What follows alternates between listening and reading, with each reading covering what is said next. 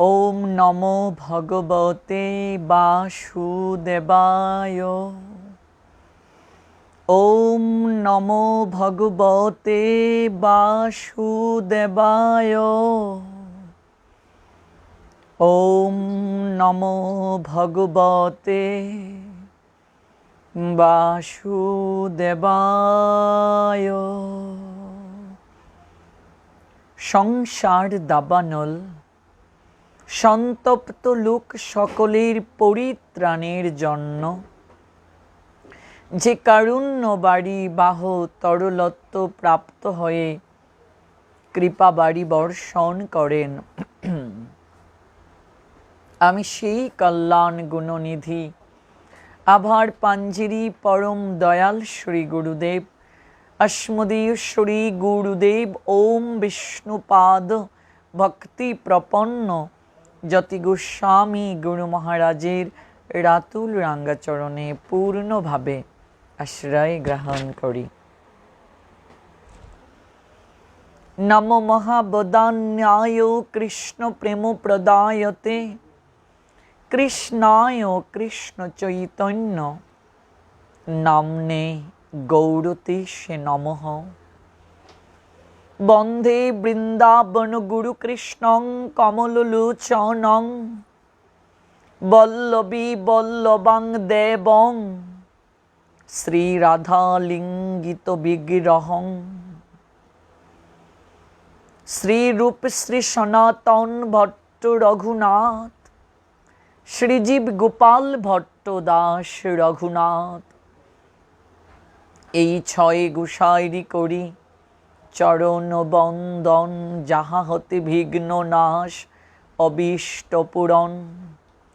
জয় জয় শ্রী কৃষ্ণ চৈতন্য দয়াল প্রভু নিত্যানন্দ, শ্রী অদ্বৈত গদাধর শ্রীবাসাদি গৌর ভক্তবৃন্দ। হরে কৃষ্ণ কৃষ্ণ কৃষ্ণ হরে হরে, হরে রাম রাম রাম হরে হরে। হরে কৃষ্ণ কৃষ্ণ কৃষ্ণ হরে হরে, হরে রাম রাম রাম হরে হরে।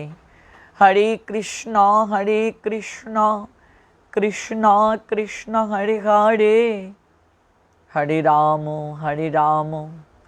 রাম রাম হরে হরে। অনলাইনে কৃষ্ণ কথা শ্রবণকারী ভক্তবৃন্দ, এই মুহূর্তে যারা দেশ এবং দেশের বাহির থেকে কৃষ্ণ কথা আলাপন পরিবারে যুক্ত হয়েছেন, আপনাদের প্রত্যেকের রাতুল রাঙ্গাচরণে আমি অবাজন বৈষ্ণব জ্ঞানে ভক্তিপূর্ণ প্রণতি নিবেদন করছি। ভক্তবৃন্দ, কৃষ্ণকথা আলাপন পরিবারের নিয়মিত আয়োজন যদিও কিছু দিনের জন্য বন্ধ ছিল, আবার শুরু করেছি। ধারাবাহিকভাবে আজ আপনাদের সঙ্গে যুক্ত হলাম। সর্বোচ্চ সংখ্যক আপনারা এই লাইভটিকে শেয়ার করুন। আপনার একটি শেয়ারই পারে অসংখ্য ভক্তবৃন্দের হৃদয় মাঝে কৃষ্ণ প্রেম ভক্তির বীজ বপন করতে, এবং সেই বীজ ধীরে ধীরে অঙ্কুরিত পল্লবিত পুষ্পিত করতে আপনার শেয়ার একটিই যথেষ্ট। ভগবানের কথাকে যারা জগতের বুকে প্রচার করে বেড়ায়, ভগবান নিজের শ্রীমুখে বলেছেন তার মতো প্রিয় ভক্ত জগতের বুকে আর কেউ নেই, এমনকি তার মতো প্রিয় আর কেউ হবেও না। কাজেই আপনার সর্বোচ্চ সংখ্যক এই লাইভটিকে শেয়ার করুন। আপনার একটি শেয়ারই পারে অসংখ্য ভক্তবৃন্দকে এই কৃষ্ণকথা আলাপন পরিবারে যুক্ত করতে। কাজেই সর্বোচ্চ সংখ্যক শেয়ার করুন, বিভিন্ন গ্রুপের মাঝে ছড়িয়ে দিন শেয়ার করে। শেয়ার খুবই গুরুত্বপূর্ণ, বিশেষ করে প্রচারের জন্য। আর ভগবানের অপ্রাকৃত কথা প্রচারে আপনি শেয়ার করেও মুখ্য ভূমিকা পালন করছেন। কাজে এই দিক থেকে আপনি অবশ্যই ভগবানের অপ্রাকৃত কৃপা লাভ করবেন, তাতে কোনো সন্দেহ নেই। ভক্তবৃন্দ, আমরা এই দুর্লভ মনুষ্য জীবন লাভ করেছি, সেটা কিন্তু একদিনে নয়। ভাগবত বলছেন আমাদেরকে, নৃদেহ আদ্যম সুলভম সুদুর্লভম। নৃ কথাটার অর্থ কি? নৃ কথাটার অর্থ হচ্ছে নর, দেহ কথাটার অর্থ হচ্ছে শরীর। নৃদেহ অর্থাৎ নরদেহ কিংবা মনুষ্য দেহ। আদ্যম সমস্ত বীজের উৎস। ভগবান এই জগতের বুকে যা কিছু সৃষ্টি করেছেন বীজ দ্বারা, তন্মধ্যে উৎকৃষ্ট বীজ দ্বারা সৃষ্টি করেছেন এই মনুষ্য দেহটাকে। ওই দেহটা অত্যন্ত দুর্লভ। ভগবান আমাদেরকে সুলভে প্রদান করেছেন। সুলভম, সুলভ মানে কি? সস্তা। সস্তায় প্রদান করে দিয়েছেন ভগবান। সস্তায় কেন প্রদান করে দিলেন ভগবান? তার কারণটা হচ্ছে, ভগবান সস্তায় প্রদান করে দিয়েছেন এই জন্যই ভগবান আমাদেরকে একটা সুযোগ দিয়েছেন। সুযোগটা কি? আমরা এই নশ্বর দেহটাকে দিয়ে, এই ক্ষণস্থায়ী কিংবা অনিত্য দেহটাকে দিয়ে আমরা যেন নিত্য আনন্দঘন, সচ্চিদ আনন্দঘন ভগবানের সেবায় আমরা প্রয়াসী হতে পারি। তাহলেই কেবল আমাদের জন্ম মৃত্যুর চক্রাকার থেকে নিষ্কৃতি পাওয়া সম্ভব, তার পূর্বে কখনো নয়। একবার ভেবে দেখুন, একটা জটর যন্ত্রণাই কত কষ্টদায়ক। এই মনুষ্য জনমে যদি আমরা হরি ভজন না করি, এই মনুষ্য জনমটির যদি আমরা সার্থকতার সোপানে অগ্রসর না করি, তাহলে আমাদেরকে বারবার জন্ম মৃত্যুর চক্রাকারে ঘুরতে হবে। একটা জটর যন্ত্রণাই কত কষ্টদায়ক, আর এইভাবে বারংবার ঘোরা, ভেবে দেখুন সেটা কত কষ্টদায়ক আমাদের জন্য। আমরা মাতৃজটরে কথা দিয়েছি ভগবানের কাছে কথা দিয়েছি যে আমি তোমার আরাধনা করব, তোমার সমস্ত কথাকে মেনে চলবো, তোমার আইন কানুনকে মেনে চলবো।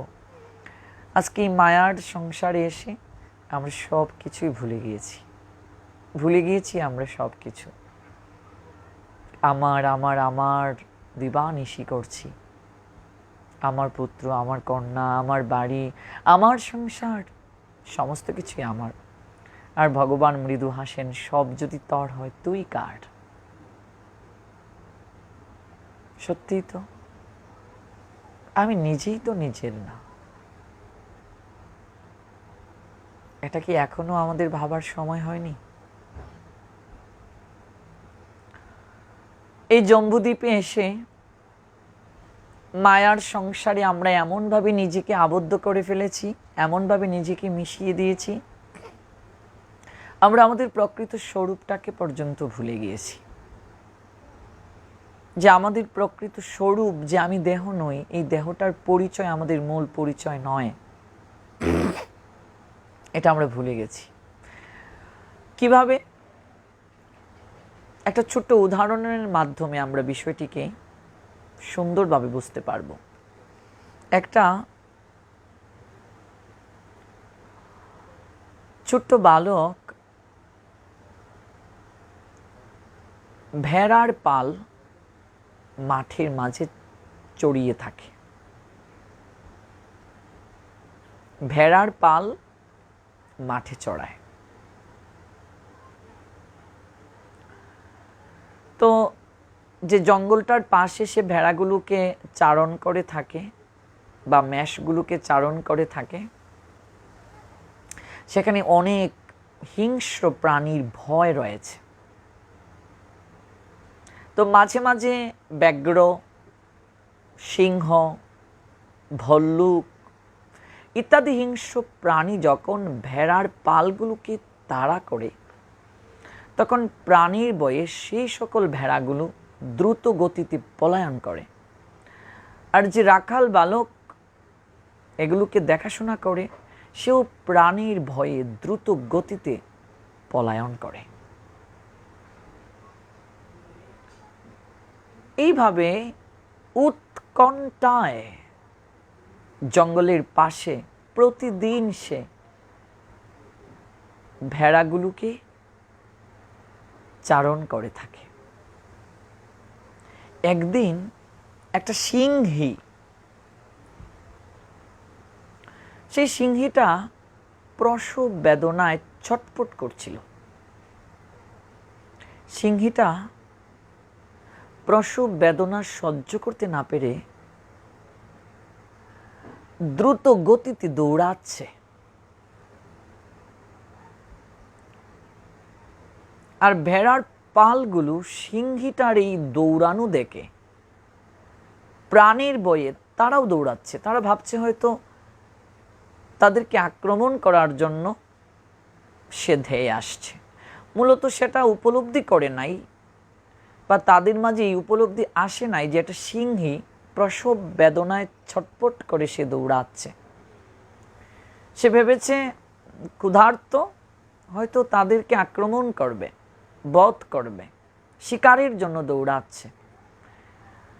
তাই সমগ্র মেষগুলো কিংবা ভেড়াগুলো প্রাণীর ভয়ে দৌড়াচ্ছে। যে ছোট্ট বালক এই মেষ কিংবা ভেড়াগুলোকে চারণ করে, সেও প্রাণীর ভয়ে দৌড়াচ্ছে। খানিকটা দূর যাওয়ার পরে ওই রাখাল বালকটা দৃষ্টি নিক্ষেপ করে দেখছে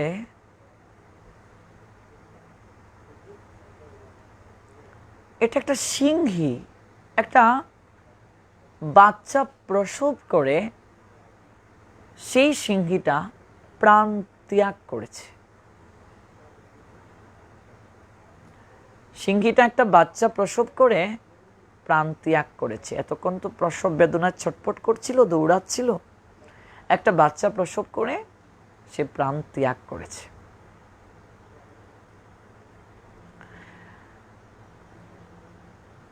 সাহস করে রাখাল বালকটি সেই সিংহীটার কাছে আসলো।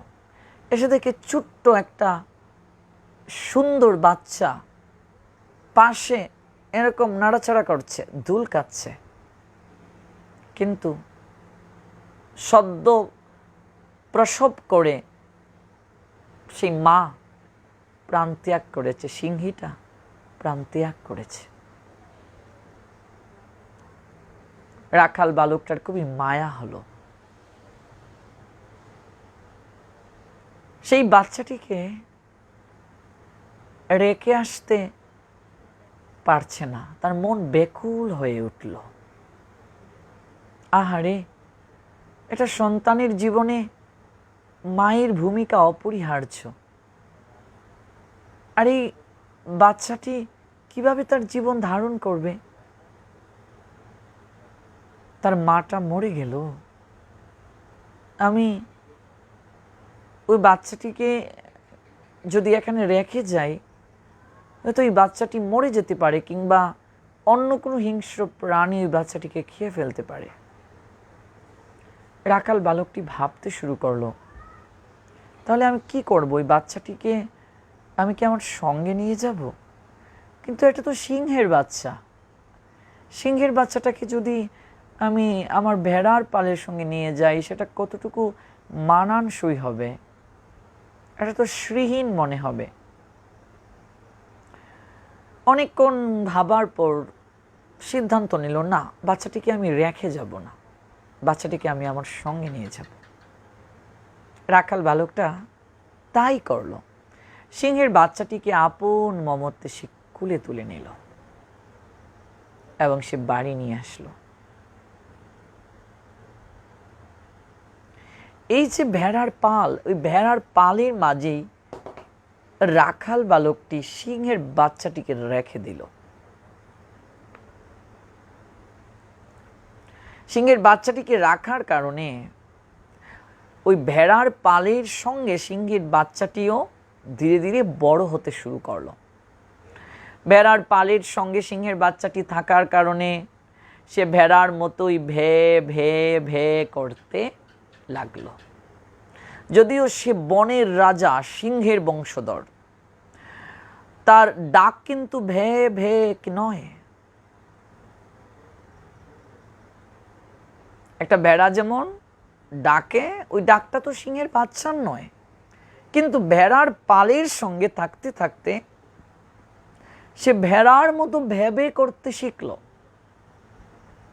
একটা সিংহের খাবার হচ্ছে মাংস। ভেড়ার পালের সঙ্গে সিংহের বাচ্চাটি থাকার কারণে সে ভেড়ার মতো ঘাস খেতে শিখল। গল্পটি শুনে নিশ্চয়ই আপনাদের কাছে একটা অভিনব চেতনা জাগ্রত হচ্ছে। ভেড়ার পালের সঙ্গে সিংহের বাচ্চাটি থাকার কারণে সে ভেড়ার সঙ্গে ঘাস খাচ্ছে, ভেড়ার সঙ্গে ভে ভে ডাকছে। আসলে যে যার সঙ্গ করে সে তার বর্ণ ধরে। আপনি যার সঙ্গ করবেন আপনি ধীরে ধীরে তার মতো হয়ে উঠবেন। সঙ্গটা খুবই গুরুত্বপূর্ণ। আপনি কার সঙ্গ করছেন? আপনি যদি চোরের সঙ্গে চলেন, আপনি নিশ্চয়ই একদিন না একদিন চৌর্য বৃত্তিটাকে গ্রহণ করবেন। আপনি চৌর্য বৃত্তি গ্রহণ করে আপনি চোর হয়ে যেতে পারেন। আপনি যদি একজন সাধুর সঙ্গে চলেন, একজন শাস্ত্র তত্ত্ববেত্তার সঙ্গে চলেন, একজন জ্ঞানী লোকের সঙ্গে চলেন, আপনি ধীরে ধীরে সাধু হয়ে যাবেন, তাতে কোনো সন্দেহ নেই। যে যার সঙ্গ করে সে তার বর্ণ ধরে। সঙ্গটা খুবই গুরুত্বপূর্ণ। আমরা কার সঙ্গ করছি? আমরা যদি একজন শুদ্ধ ভক্তের সঙ্গ করি, ধীরে ধীরে আমাদের হৃদয় মাঝে শুদ্ধ ভক্তি জাগ্রত হবে, তাতে কোনো সন্দেহ নেই। সিংহের বাচ্চাটি ভেড়ার পালের সঙ্গে থেকে থেকে ভেড়ার মতো ভে ভে ভে করতে লাগলো। যদিও তার মূল খাবার হচ্ছে মাংস, কিন্তু সে ঘাস খেতে শুরু করলো। ভেড়ার পালের সঙ্গে থেকে থেকে তার যে সিংহের যে পুরুষত্ব, তার যে বীর্য, তার যে বনের রাজার বংশধর হওয়ার কারণে তার ব্যক্তিত্ব, তার যশ, তার অজস্বিতা, সমস্ত কিছু সে ভুলে গেছে।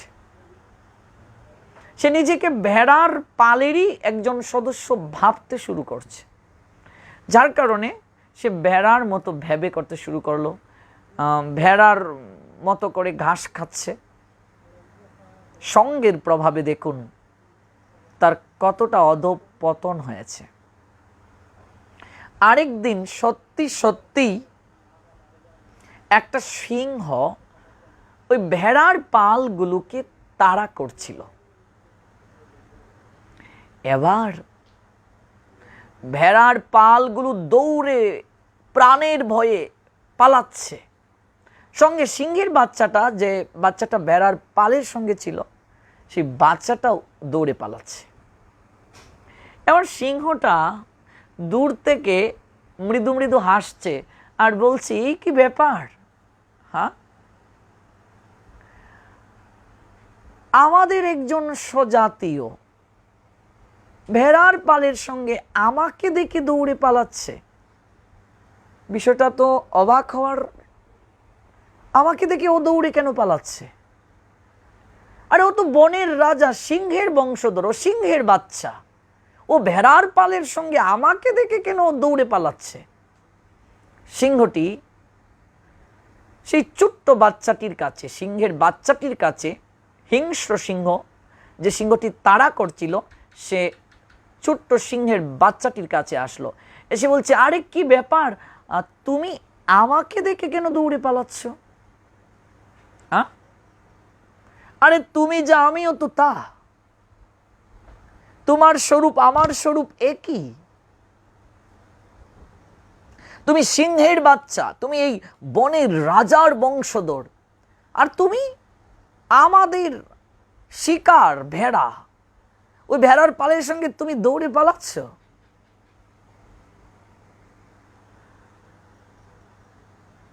আমি অবাক হয়ে গেলাম, তুমি আমাকে দেখে কেন ভয় পাচ্ছ?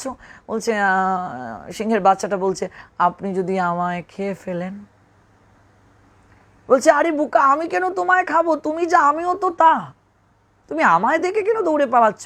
বলছে, আপনি যা আমিও তা, আমি সেটা কি করে বুঝবো, আমি তো সেটা উপলব্ধি করতে পারছি না, আপনি যা আমিও তা। বলছে, তোমার এবং আমার চেহারা একই রকম চেহারা, আর তুমি ঘাস খাচ্ছ কেন? তোমার তো খাবার মাংস, আর তুমি ভে ভে ভে করছো কেন? তুমি আমার মতো গর্জন করো। বলছে, না, আমি তো গর্জন করতে পারি না, আমি তো ভে ভে করি। সিংহটি উপলব্ধি করতে পারলো তার চেতনা কলুষিত হয়ে গেছে ভেড়ার পালের সঙ্গে থাকতে থাকতে। ভেড়ার পালের সঙ্গ করতে করতে তার যে পৌরুষত্ব, তার যে বীর্যত্ব, তার যে অজস্বিতা, সে যে বনের রাজার বংশধর, তার যে একটা স্বকীয় পরিচয় রয়েছে, এটা সে ভুলে গেছে। ওই ভেড়ার পালের সঙ্গে মিশতে মিশতে, ভেড়ার পালের সঙ্গ করতে করতে তার চেতনা ভেড়ার পালের মতো হয়ে গেছে। কাজে সিংহটা তাকে জোর করে দৌড়ে একটা স্বচ্ছ জলের কাছে নিয়ে আসলো। এবার সিংহটা বলছে ওই বাচ্চাটিকে, দেখো তো জলের মাঝে আমার প্রতিচ্ছবি পড়েছে, তোমারও প্রতিচ্ছবি পড়েছে, আমার চেহারা এবং তোমার চেহারা এক কিনা ভালো করে চেয়ে দেখো। সিংহের বাচ্চাটি দেখলো, একই তো, ভেড়ার মতো তো আমার চেহারা না, ওদের যে চেহারা এরকম তো আমার চেহারা না,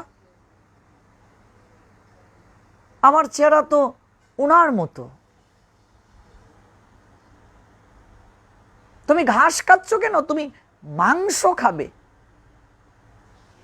এটা আমাদের খাবার।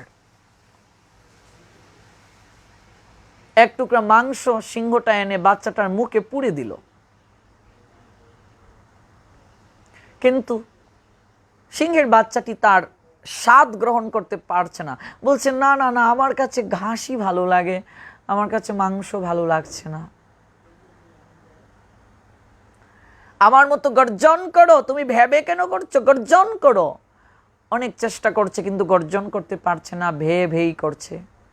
অনেকক্ষণ চেষ্টা করার পর, অনেকক্ষণ চেষ্টা করার পর, অনেকক্ষণ চেষ্টা করার পর সিংহের মতো সে গর্জন করতে সমর্থ হলো। ওই মাংস যখন তার জিহবাতে পুড়ে দেয়া হলো, বারবার যখন সেই স্বাদটা সে আস্বাদন করলো, সে উপলব্ধি করলো, আরে এটাই তো আমার মূল খাবার, আরে আমি বনের রাজার বংশধর, আর আমি ওই বন ছেড়ে ওই ভেড়ার পালের সঙ্গে আছি। যখন সে তার স্বরূপটাকে উপলব্ধি করতে পারলো, তখন সে গর্জন করে সিংহের সঙ্গে তার মূল আবাসে চলে গেল, তার মূল ঠিকানায় চলে গেল, ভেড়ার পালের দিকে ফিরেও তাকালো না। ভক্তবৃন্দ, গল্পটা শুনে কি উপলব্ধি করলেন? গল্পটা শুনে আপনারা কি উপলব্ধি করলেন? কতটুকু এই গল্পের মাধ্যমে গল্পকার আমাদেরকে বুঝাতে চাইলেন, এমন কি বুঝাতে চাইলেন, সেটা উপলব্ধিতে আনার জন্য একটু চেষ্টা করুন। আমরা যে মনুষ্য জীব, আমরাও পরম পিতা ভগবান কৃষ্ণের সন্তান, আমরা পরমাত্মার অংশ, আমরা অমৃতস্য সন্তান। জীবাত্মা হচ্ছে পরমাত্মার অংশ। আমাদের মূল স্বরূপ আমরা দেহ নই, আত্মা হচ্ছে আমাদের মূল স্বরূপ। আর এই জগৎ রূপী ভেড়ার পালের নৈকট্যে এসে এই মায়ারূপ ভেড়ার পালের সঙ্গে মিশার কারণে আমরা আমাদের প্রকৃত স্বরূপটা আমরা ভুলে গেছি। আমরা যে অনাদির আদি শ্রী গোবিন্দ জগতের যিনি রাজা, হ্যাঁ, জগতের রাজাদিরাজ, তার বংশধর আমরা তার সন্তান, আমরা সেটা ভুলে গেছি এই মায়াতে পড়ে, এই জম্বুদ্বীপে এসে, এই মায়ার সংসারে এসে, এই মায়াবাদীদের সঙ্গে মিশে, হ্যাঁ, মায়াবাদী লোকের সঙ্গে মিশে আমরা সেই তত্ত্বটা ভুলে গেছি। আমরা আমাদের স্বরূপটাকে ভুলে গেছি। আমরা ভুলে গেছি আমাদের মূল খাবার কি? আমাদের মূল খাবার হচ্ছে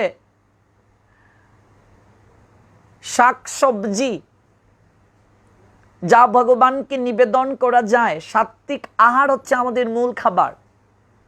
সাত্বিক, ভগবানকে নিবেদন করে প্রসাদ গ্রহণ, এটা হচ্ছে আমাদের মূল খাবার। কিন্তু অখাদ্য কুখাদ্য গ্রহণ করতে করতে আমাদের চেতনা কলুষিত হয়ে গেছে। এবার কেউ যদি এসে আমাদেরকে বলে যে তুমি যে এই মায়ার সংসারে পড়ে আছো, এটা তো তোমার মূল থাকার জায়গা না, তোমার মূল থাকার জায়গা হচ্ছে গোলক বৃন্দাবন, ভগবানের ধাম, চিন্ময় লোক, ওইটা হচ্ছে তোমার মূল থাকার জায়গা। আমি তোমাকে সেই লোকের সন্ধান দিতে এসেছি। আরে তুমি এই অনিত্য দুঃখময় কারাগারে কেন কষ্ট পাচ্ছ?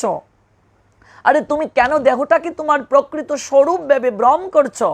এই দেহটা তোমার পরিচয় নয়। তখন আমরা সেটা বিশ্বাস করি না। ওই জগৎরূপী মায়াবাদী ভেড়ার পালের সঙ্গে মিশতে মিশতে আমাদেরও চেতনা কলুষিত হয়ে গেছে। আমরা আমাদের আত্মবিশ্বাসকে হারিয়ে ফেলেছি, আমরা আমাদের বীর্যত্বকে নষ্ট করে ফেলেছি, আমরা আমাদের সৃষ্টির শ্রেষ্ঠ জীব মনুষ্য জীব, সেই মনুষ্য জীবের যে মনুষ্যত্ববোধ সেটাকে আমরা নষ্ট করে ফেলেছি। আমরা অসহায়ের মতো আমরা অখাদ্য কুখাদ্য গ্রহণ করছি।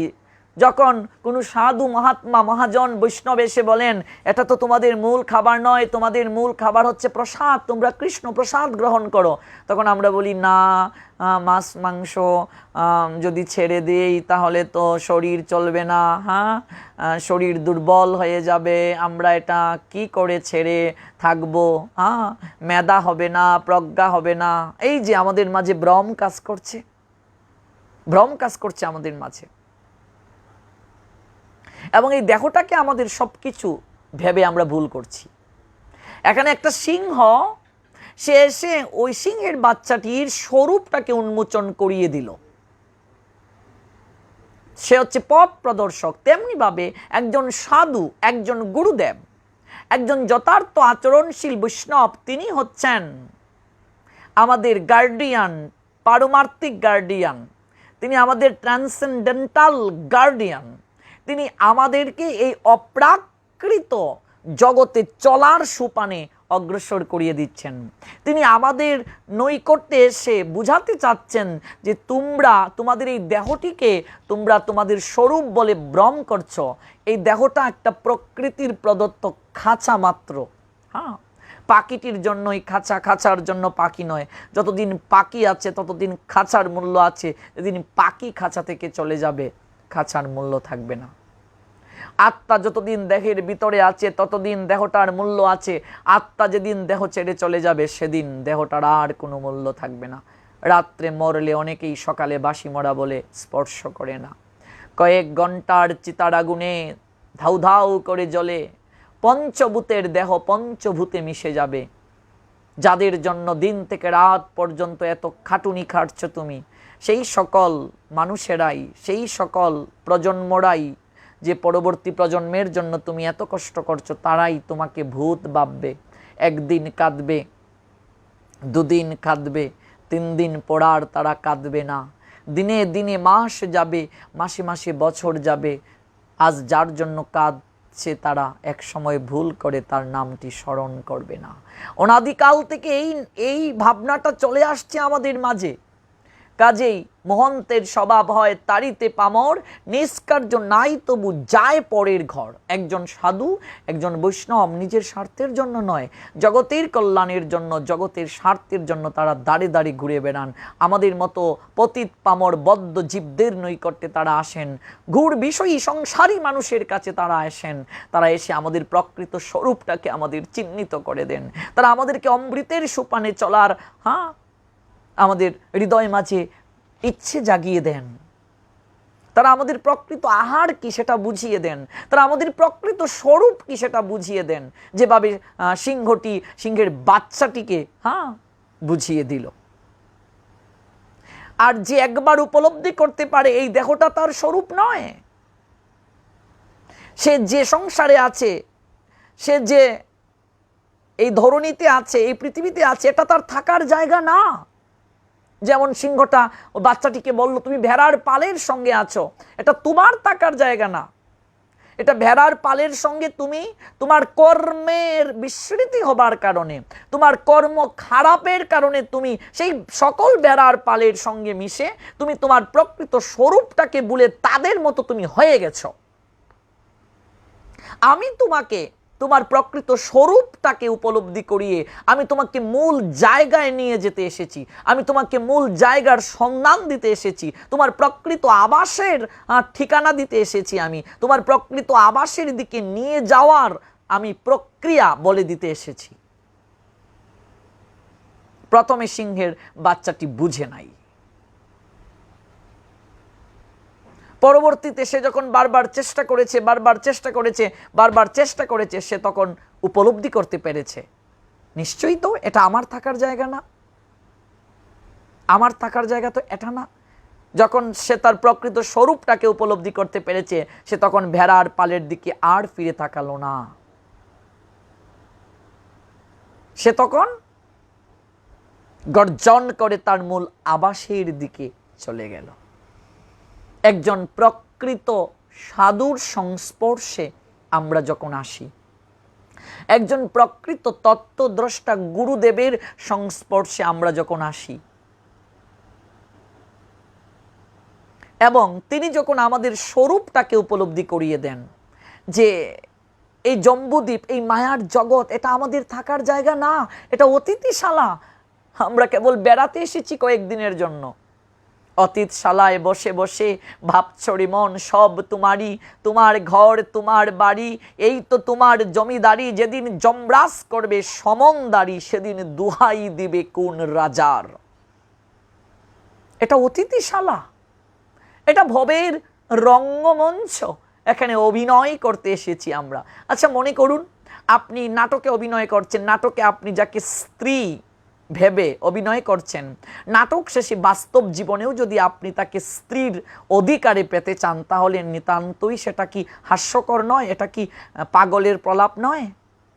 নাট্যমঞ্চে আপনি যাকে যে আত্মীয় ভেবে অভিনয় করছেন, বাস্তব জীবনে সেটা কখনো সম্ভব নয়। তেমনি ভাবে এই ভবের নাট্যমঞ্চে আমরা আমাদের কর্মে, কর্ম অনুযায়ী বা কর্মে বিস্মৃতিতে আমরা অভিনয় করছি। আমরা মা পেয়েছি, বাবা পেয়েছি, ভাই পেয়েছি, বন্ধু পেয়েছি, আত্মীয় স্বজন পেয়েছি। অভিনয়ে যেদিন শেষ হবে, মহাপ্রস্থান যেদিন হবে, একা একা সাজ গড়ে ফিরে যেতে হবে। সেদিন একা একা যেতে হবে, সঙ্গে কেহ নাহি যাবে। সেদিন একা একা যেতে হবে, প্রত্যেককেই সেদিন একা একা যেতে হবে। প্রত্যেকেই সেদিন একা একা যেতে হবে, কেউ সেদিন সঙ্গে যাবে না। কাজে একজন প্রকৃত সাধু যখন এসে আমাদের স্বরূপটাকে উন্মোচন করিয়ে দেন, তুমি দেহ নও, এই দেহের পরিচয় তোমার মূল পরিচয় না, তুমি আত্মা, তুমি পরমাত্মার অংশ। জীবাত্মা পরমাত্মার স্বরূপে যাবে, এই জন্য তোমাকে ভজন করতে হবে। এই দুর্লভ মনুষ্য জীবন তুমি লাভ করেছ, যেটা দেবতাদেরও দুর্লভ, সর্বশ্রেষ্ঠ জনম, এটা হরি ভজনের জন্য তুমি লাভ করেছ। এই জনমটা তুমি লাভ করেছ হেলায় হেলায় কাটানোর জন্য নয়, ফুর্তি করে কাটানোর জন্য নয়, ইন্দ্রিয় তর্পণের জন্য কাটানোর জন্য নয়। এই জীবনটা তুমি লাভ করেছ হরি ভজন করার জন্য। কৃষ্ণ বজিবার তরে সংসারেতে আইয়া কাহারি ভজ ইয়ে মুড়ো কি সেরো লাগিয়া। তুমি এসেছো সংসারে কৃষ্ণ ভজন করার জন্য, হরি ভজন করার জন্য। তোমার পরিচয় দেহ নয়, তুমি আত্মা। তোমার প্রকৃত স্বরূপ দেহ নয়, আর এটা তোমার থাকার জায়গা নয়। তোমার মূল খাবার অখাদ্য কুখাদ্য এগুলো নয়, তোমার মূল খাবার হচ্ছে কৃষ্ণ প্রসাদ। তুমি এটা গ্রহণ করো। যখন তিনি আমাদেরকে এই স্বরূপটাকে উপলব্ধি করিয়ে দেন, আমরা প্রথমত সেটা গ্রহণ করতে রাজি নই, আমরা উপলব্ধি করতে পারি না। পরে যখন বুঝি হ্যাঁ উনি যা বলেছেন সেটাই ঠিক, তখন আমরা, যাদের মাঝে এই চেতনাটা জাগ্রত হয়, আমাদের যাদের মাঝে এই চেতনা জাগ্রত হয়, তখন সে আর এই মায়ার সংসারের দিকে ফিরে তাকায় না। সে তখন এই এই ক্ষণস্থায়ী জীবনে এই ভঙ্গুর দেহটাকে দিয়ে, এই ধ্বংসপ্রাপ্ত দেহটাকে দিয়ে কি করে নিত্য আনন্দ ঘন আনন্দময় ভগবানের সেবা করা যায় সেদিকে সে তৎপর হয়। কাজেই আমাদের প্রত্যেকের উচিত এই ক্ষণস্থায়ী সংসার জীবনে সংসারটাকে আমরা যেন গভীরভাবে আঁকড়ে না ধরি। সংসারে থাকলে সংসার তো আবেশিত হবেই, আঁকড়ে তো ধরবই। শাস্ত্র বলছে কৃষ্ণের সংসার করো। সংসারে আমরা যারা আছি সেই সংসারটা কৃষ্ণের ভেবে করতে হবে। মনে করুন বিন্দু ব্যতীত যেমন বৃত্ত অঙ্কন করা যায় না, আপনাকে একটা বৃত্ত অঙ্কন করতে গেলে অ্যাট ফার্স্ট আপনাকে একটা বিন্দু নিতে হবে, বিন্দুটাকে ধরে এইভাবে ক্যাম্পাসটাকে ঘোরাতে হবে, তাই তো? এভাবে ঘোরাতে হবে। তো বিন্দুই যদি না থাকে তাহলে বৃত্ত অঙ্কন হবে না। কৃষ্ণ যদি মধ্যস্থ না থাকেন, মাঝখানে না থাকেন, আপনি সংসারে যতই আনন্দ পাওয়ার জন্য চেষ্টা করেন, আপনি সংসারে যতই সুখ প্রাপ্তির জন্য চেষ্টা করেন, আপনি কখনো সুখ পাবেন না, আপনি কখনো আনন্দ পাবেন না। আমরা আনন্দ পেতে চাই, কিন্তু আনন্দময়ের সঙ্গে আমাদের যোগসূত্র নাই। আনন্দটা পাবো কি করে? আমরা সুখী হতে চাই, কিন্তু সুখ যিনি প্রদান করেন সুখময়ের সঙ্গে আমাদের কোনো সম্পর্ক নেই। মেইন তারের সঙ্গে, মেইন কারেন্টের তারের সঙ্গে আপনার ঘরে যদি তারটাকে সংযোগ না দেয়া হয়, আপনার ঘরে লাইট জ্বলবে না, ফ্যান চলবে না। তেমনিভাবে ভগবানকে বাদ দিয়ে যদি কেউ সংসারে সুখী হতে চায়, সে কখনো সুখী হতে পারবে না। আমরা যারা সংসারে আছি, সংসারটাকে এত ভেতরে প্রবেশ আমরা করাবো না। এটা অত্যন্ত কঠিন বিষয়। জলের মাঝে নৌকা থাকে, সমস্যা নেই, নৌকার ধর্মই হচ্ছে জলের মাঝে ভেসে থাকা। মহাজন বলছেন সংসারে থাকো, সংসারটাকে এতটা ভেতরে প্রবেশ করাইও না। সংসারটাকে যদি এতটা ভেতরে প্রবেশ করাও, তুমিও সংসার সমুদ্রে ডুবে যাবে, কুল কিনারা খুঁজে পাবে না। সারা জীবন সাঁতরাবে, কুল কিনারা খুঁজে পাবে না। এই জন্য কৃষ্ণের সংসার করো, ছাড়ো অন্য কাম। যারা সংসারে আমরা আছি, কৃষ্ণের সংসার করব।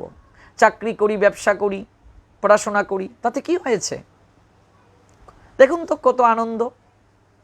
যারা চাকরি করে কিংবা ব্যবসা করে, একসঙ্গে স্বামী স্ত্রী হরিভজন করবে, রান্নাবান্না করবে, ভগবানকে ভোগ নিবেদন করবে, প্রসাদ পাবে, তারপর যে যে কাজে আছে সে কাজে চলে যাবে। আমার একটা অনার্স লাইফের ঘটনা বলি। আমি যে বাসাতে ছিলাম,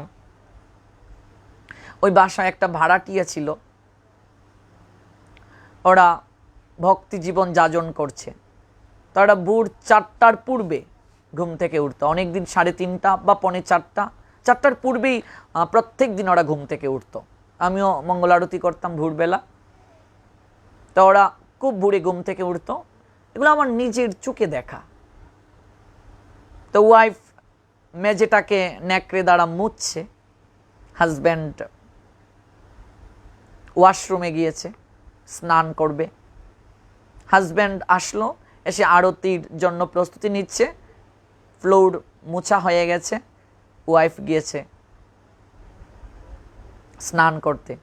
তারপর সেই ভক্তিমান দাদাজি আরতি করছে, তার ওয়াইফ তাকে আরতির সরঞ্জামগুলো এগিয়ে দিচ্ছে এবং মঙ্গল আরতির কীর্তন করছে। তারপরে একসঙ্গে দুজন সবজি আমানি করছে, রান্না করছে। তারপর প্রসাদ পেয়ে সকাল 7টার ভিতরে সমস্ত কাজ শেষ তাদের। অটো চালাতো, অটো নিয়ে বের হয়ে গেছে হাজব্যান্ড। আচ্ছা বলুন তো, একটা নারীর জীবনে এর চেয়ে আর কোনো বড় সুখ হতে পারে? বা একটা পুরুষের জীবনে এর চেয়ে কি আর বড় সুখ হতে পারে? আমার তো মনে হয় এর চেয়ে বড় আর কোনো সুখ হতে পারে না। আর জড়জাগতিক, সারা বাংলায় আমি ঘুরি, জড়জাগতিক কোন পুরুষটা দেখান। এখানে তো অনেক মায়েরা যুক্ত হয়েছেন, একটু কমেন্টের মাধ্যমে জানাবেন। জড়জগতে কোন পুরুষ গৃহের কাজ করে, কোন পুরুষ জড়জগতে রান্না করে, আমাকে দেখান বা একটু কমেন্ট করে জানান। কিন্তু ভক্তি যারা যাজন করে তারা মনে করে এটা কৃষ্ণের সংসার, আমি কৃষ্ণের জন্য কাজ করছি। জড় জগতের যারা যারা ভক্তি জগতের সঙ্গে যুক্ত না, সে বলবে আমি কেন রান্না করব, তোমাকে বিয়ে করেছি কেন আমি রান্না করার জন্য? আরে বোকা, হ্যাঁ, বিয়ে করার অর্থ কি রান্নার লুক নিয়ে আসা আর ইন্দ্রিয় তর্পণের জন্য একজন পার্টনারকে নিয়ে আসা? এটাই তো আমাদের বড় সমস্যা। বিবাহ করার অর্থ হচ্ছে একজন ভজন সঙ্গিনী নিয়ে আসা, শয্যা সঙ্গিনী নয়। ভজন সঙ্গিনীই তো শয্যা সঙ্গিনী হবে। বউকে যে সকল পুরুষেরা কেবল শয্যা সঙ্গিনী ভাবে, ওরাই হচ্ছে বড় মূর্খ।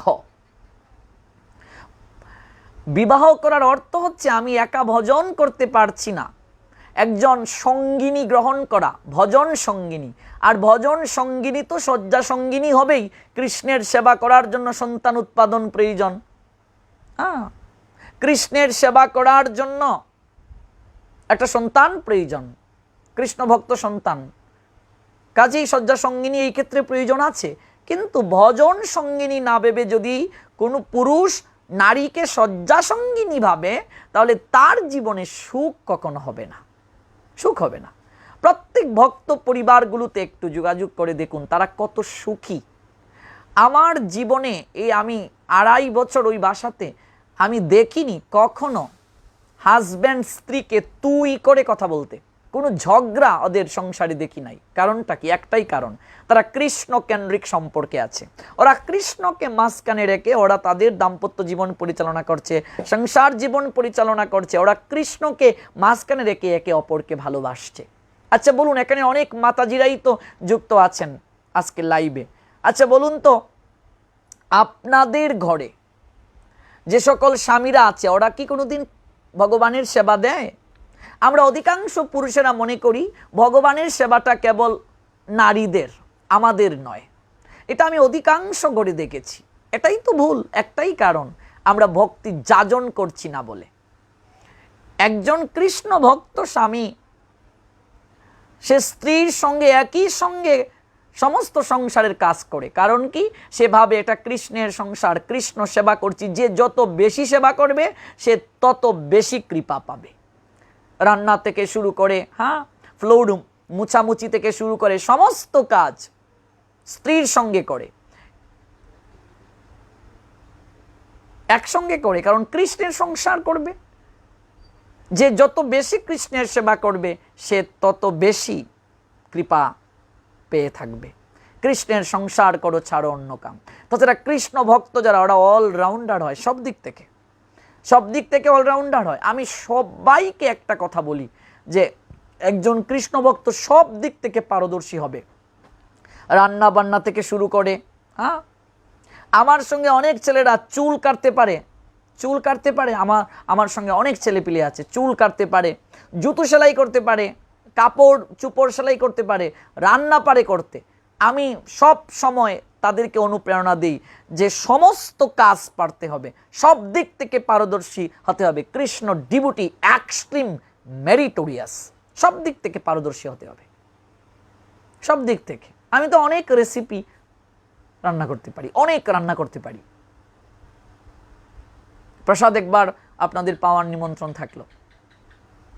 শুধু আমি নই, যারা ভক্তি যাজন করছেন অধিকাংশ ছেলেরা অনেক ভালো ভালো রান্না করতে পারে। কিন্তু জড় জগতে গিয়ে দেখুন অনেক মেয়েদেরকে ওদেরকেই সারাক্ষণ রান্না করে থাকতে হচ্ছে। কারণটা কি? একটাই কারণ, যে আমরা মনে করি বিয়ে করেছি, রান্না করার একটা লুক নিয়ে এসেছি। এটা নয়, এটা ঠিক নয়।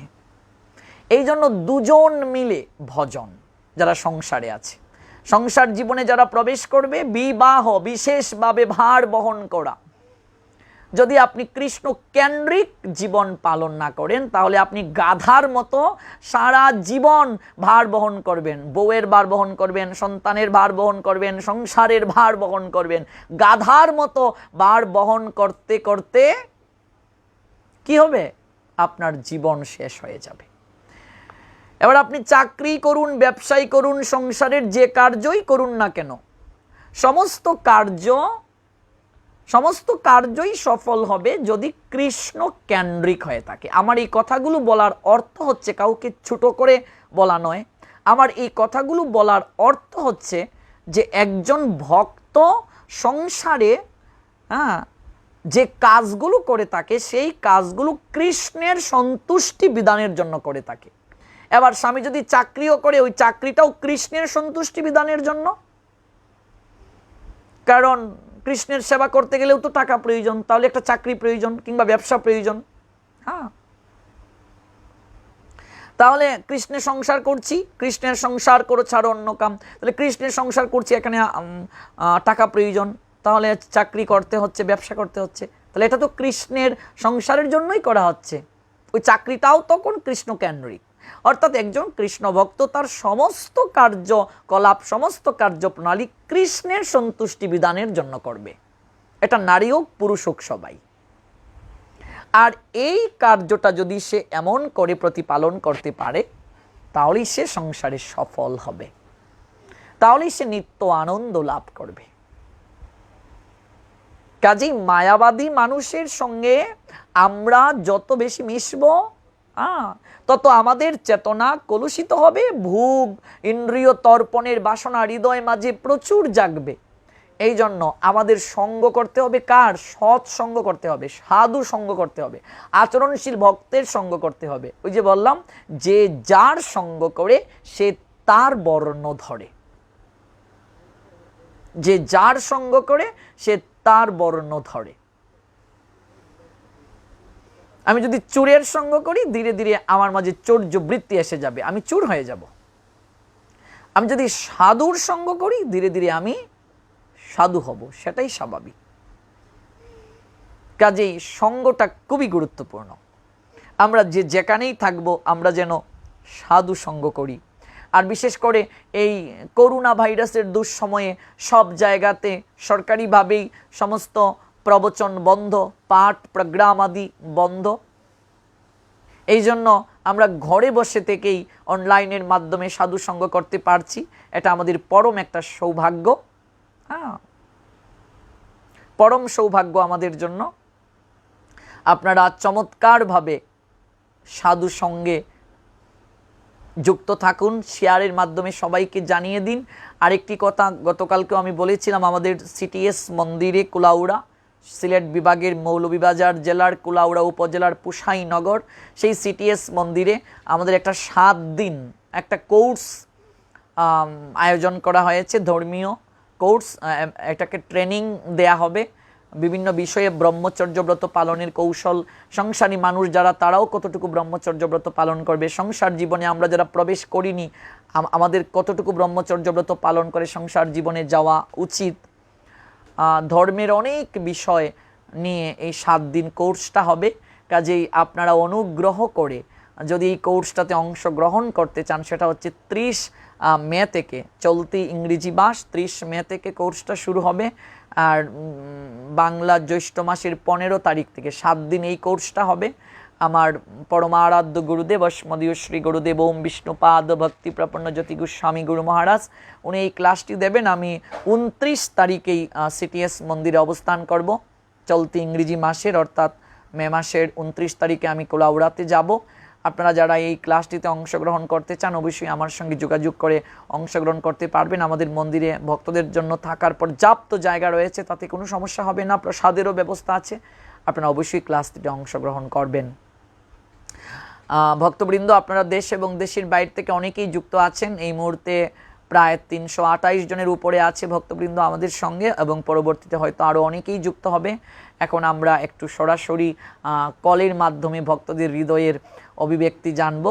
আমরা চমৎকার একটা গল্পের মাধ্যমে আজকে একটু আলোচনা করলাম যে সঙ্গ কতটুকু আমাদের জীবনে গুরুত্বপূর্ণ। যে যার সঙ্গ করে সে তার বর্ণ ধরে, আমরা যার সঙ্গ করব আমরা সেরকম হয়ে যাব।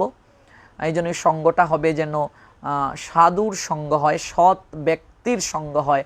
সাধু মানে হচ্ছে সৎ, সৎ ব্যক্তির সঙ্গ হওয়া উচিত, যার সঙ্গে চললে আমার জীবন অগ্রগতির সোপানে যাবে, যার সঙ্গ করলে আমার জীবন মহিমান্বিত হবে, সেরকম মানুষের সঙ্গ করা উচিত। সেরকমকে একজন জীবনে আদর্শ রূপে গ্রহণ করা উচিত, আর তার আদর্শটাকে গ্রহণ করে আমাদের চলা উচিত। অনেক অনেক মঙ্গল হোক আপনাদের সবার। আমরা এখন কল নেব। যারা দেশের বাহির থেকে যুক্ত হবেন +88017903177722, আর যারা দেশের ভিতর থেকে যুক্ত হবেন 017903177722, এই নাম্বারে সরাসরি আপনারা কল করতে পারেন। দেখব কে কে আছেন কলের মাধ্যমে।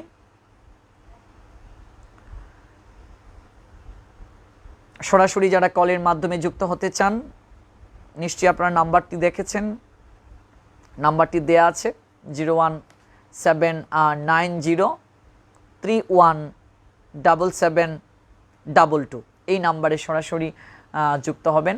এই নাম্বারে সরাসরি কলের মাধ্যমে যুক্ত হয়ে যদি কোনো প্রশ্ন করার থাকে, কিংবা আজকের এই যে আমরা এপিসোডটা শ্রবণ করলাম সেখানেও যদি আপনাদের কোনো কিছু জিজ্ঞাসা থাকে আপনারা অবশ্যই করতে পারেন।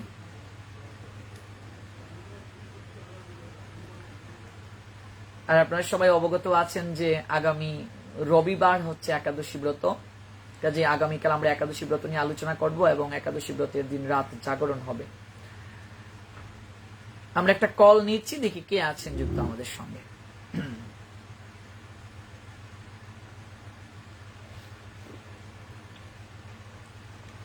হরে কৃষ্ণ, কৃষ্ণ কথা আলোপন পরিবারে আপনাকে সুস্বাগতম। কে বলছেন, কোথা থেকে বলছেন, পরিচয়টি প্রদান করুন।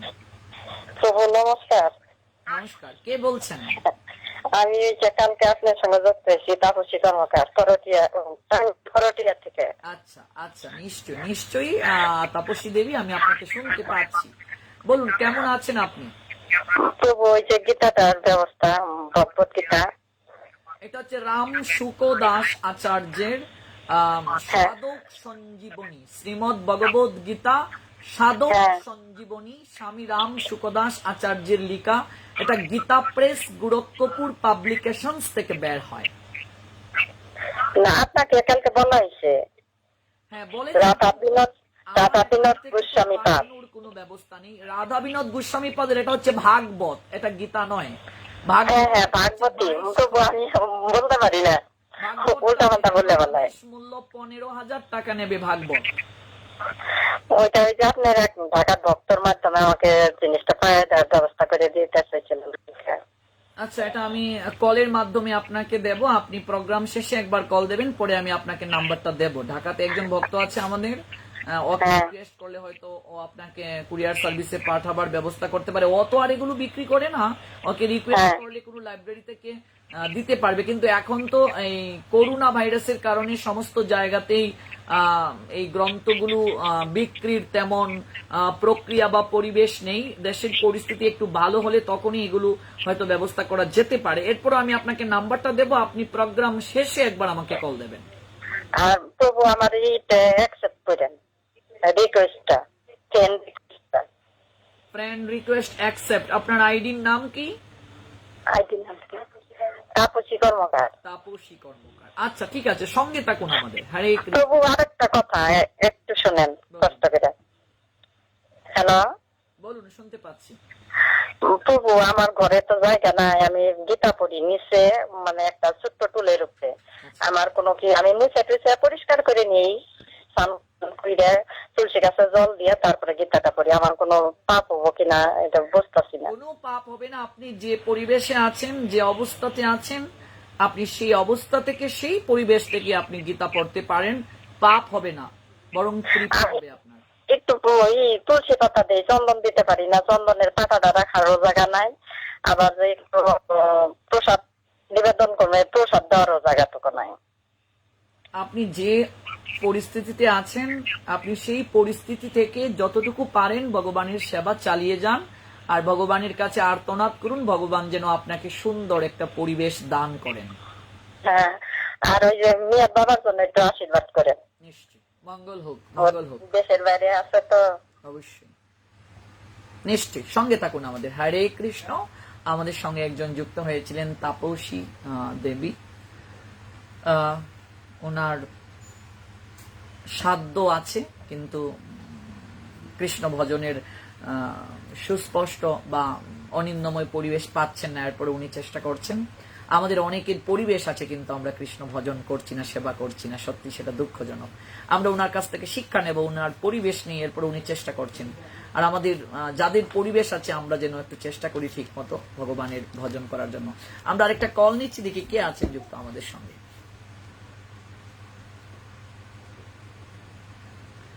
যারা কলের মাধ্যমে যুক্ত হবেন তাদের নিকট আমার একটা অনুরোধ, সেটা হচ্ছে আপনারা অবশ্যই লাউড স্পিকারটিকে অফ করে কথা বলবেন, এবং যে অ্যান্ড্রয়েড সেটের পাশে থেকে কলটি করছেন সেই অ্যান্ড্রয়েড সেটের ভলিউমটি 0 করবেন, কিংবা অ্যান্ড্রয়েড সেট থেকে দূরে গিয়েও কথা বলতে পারেন। কলটা নিচ্ছে, দেখি কে আছেন যুক্ত আমাদের সঙ্গে।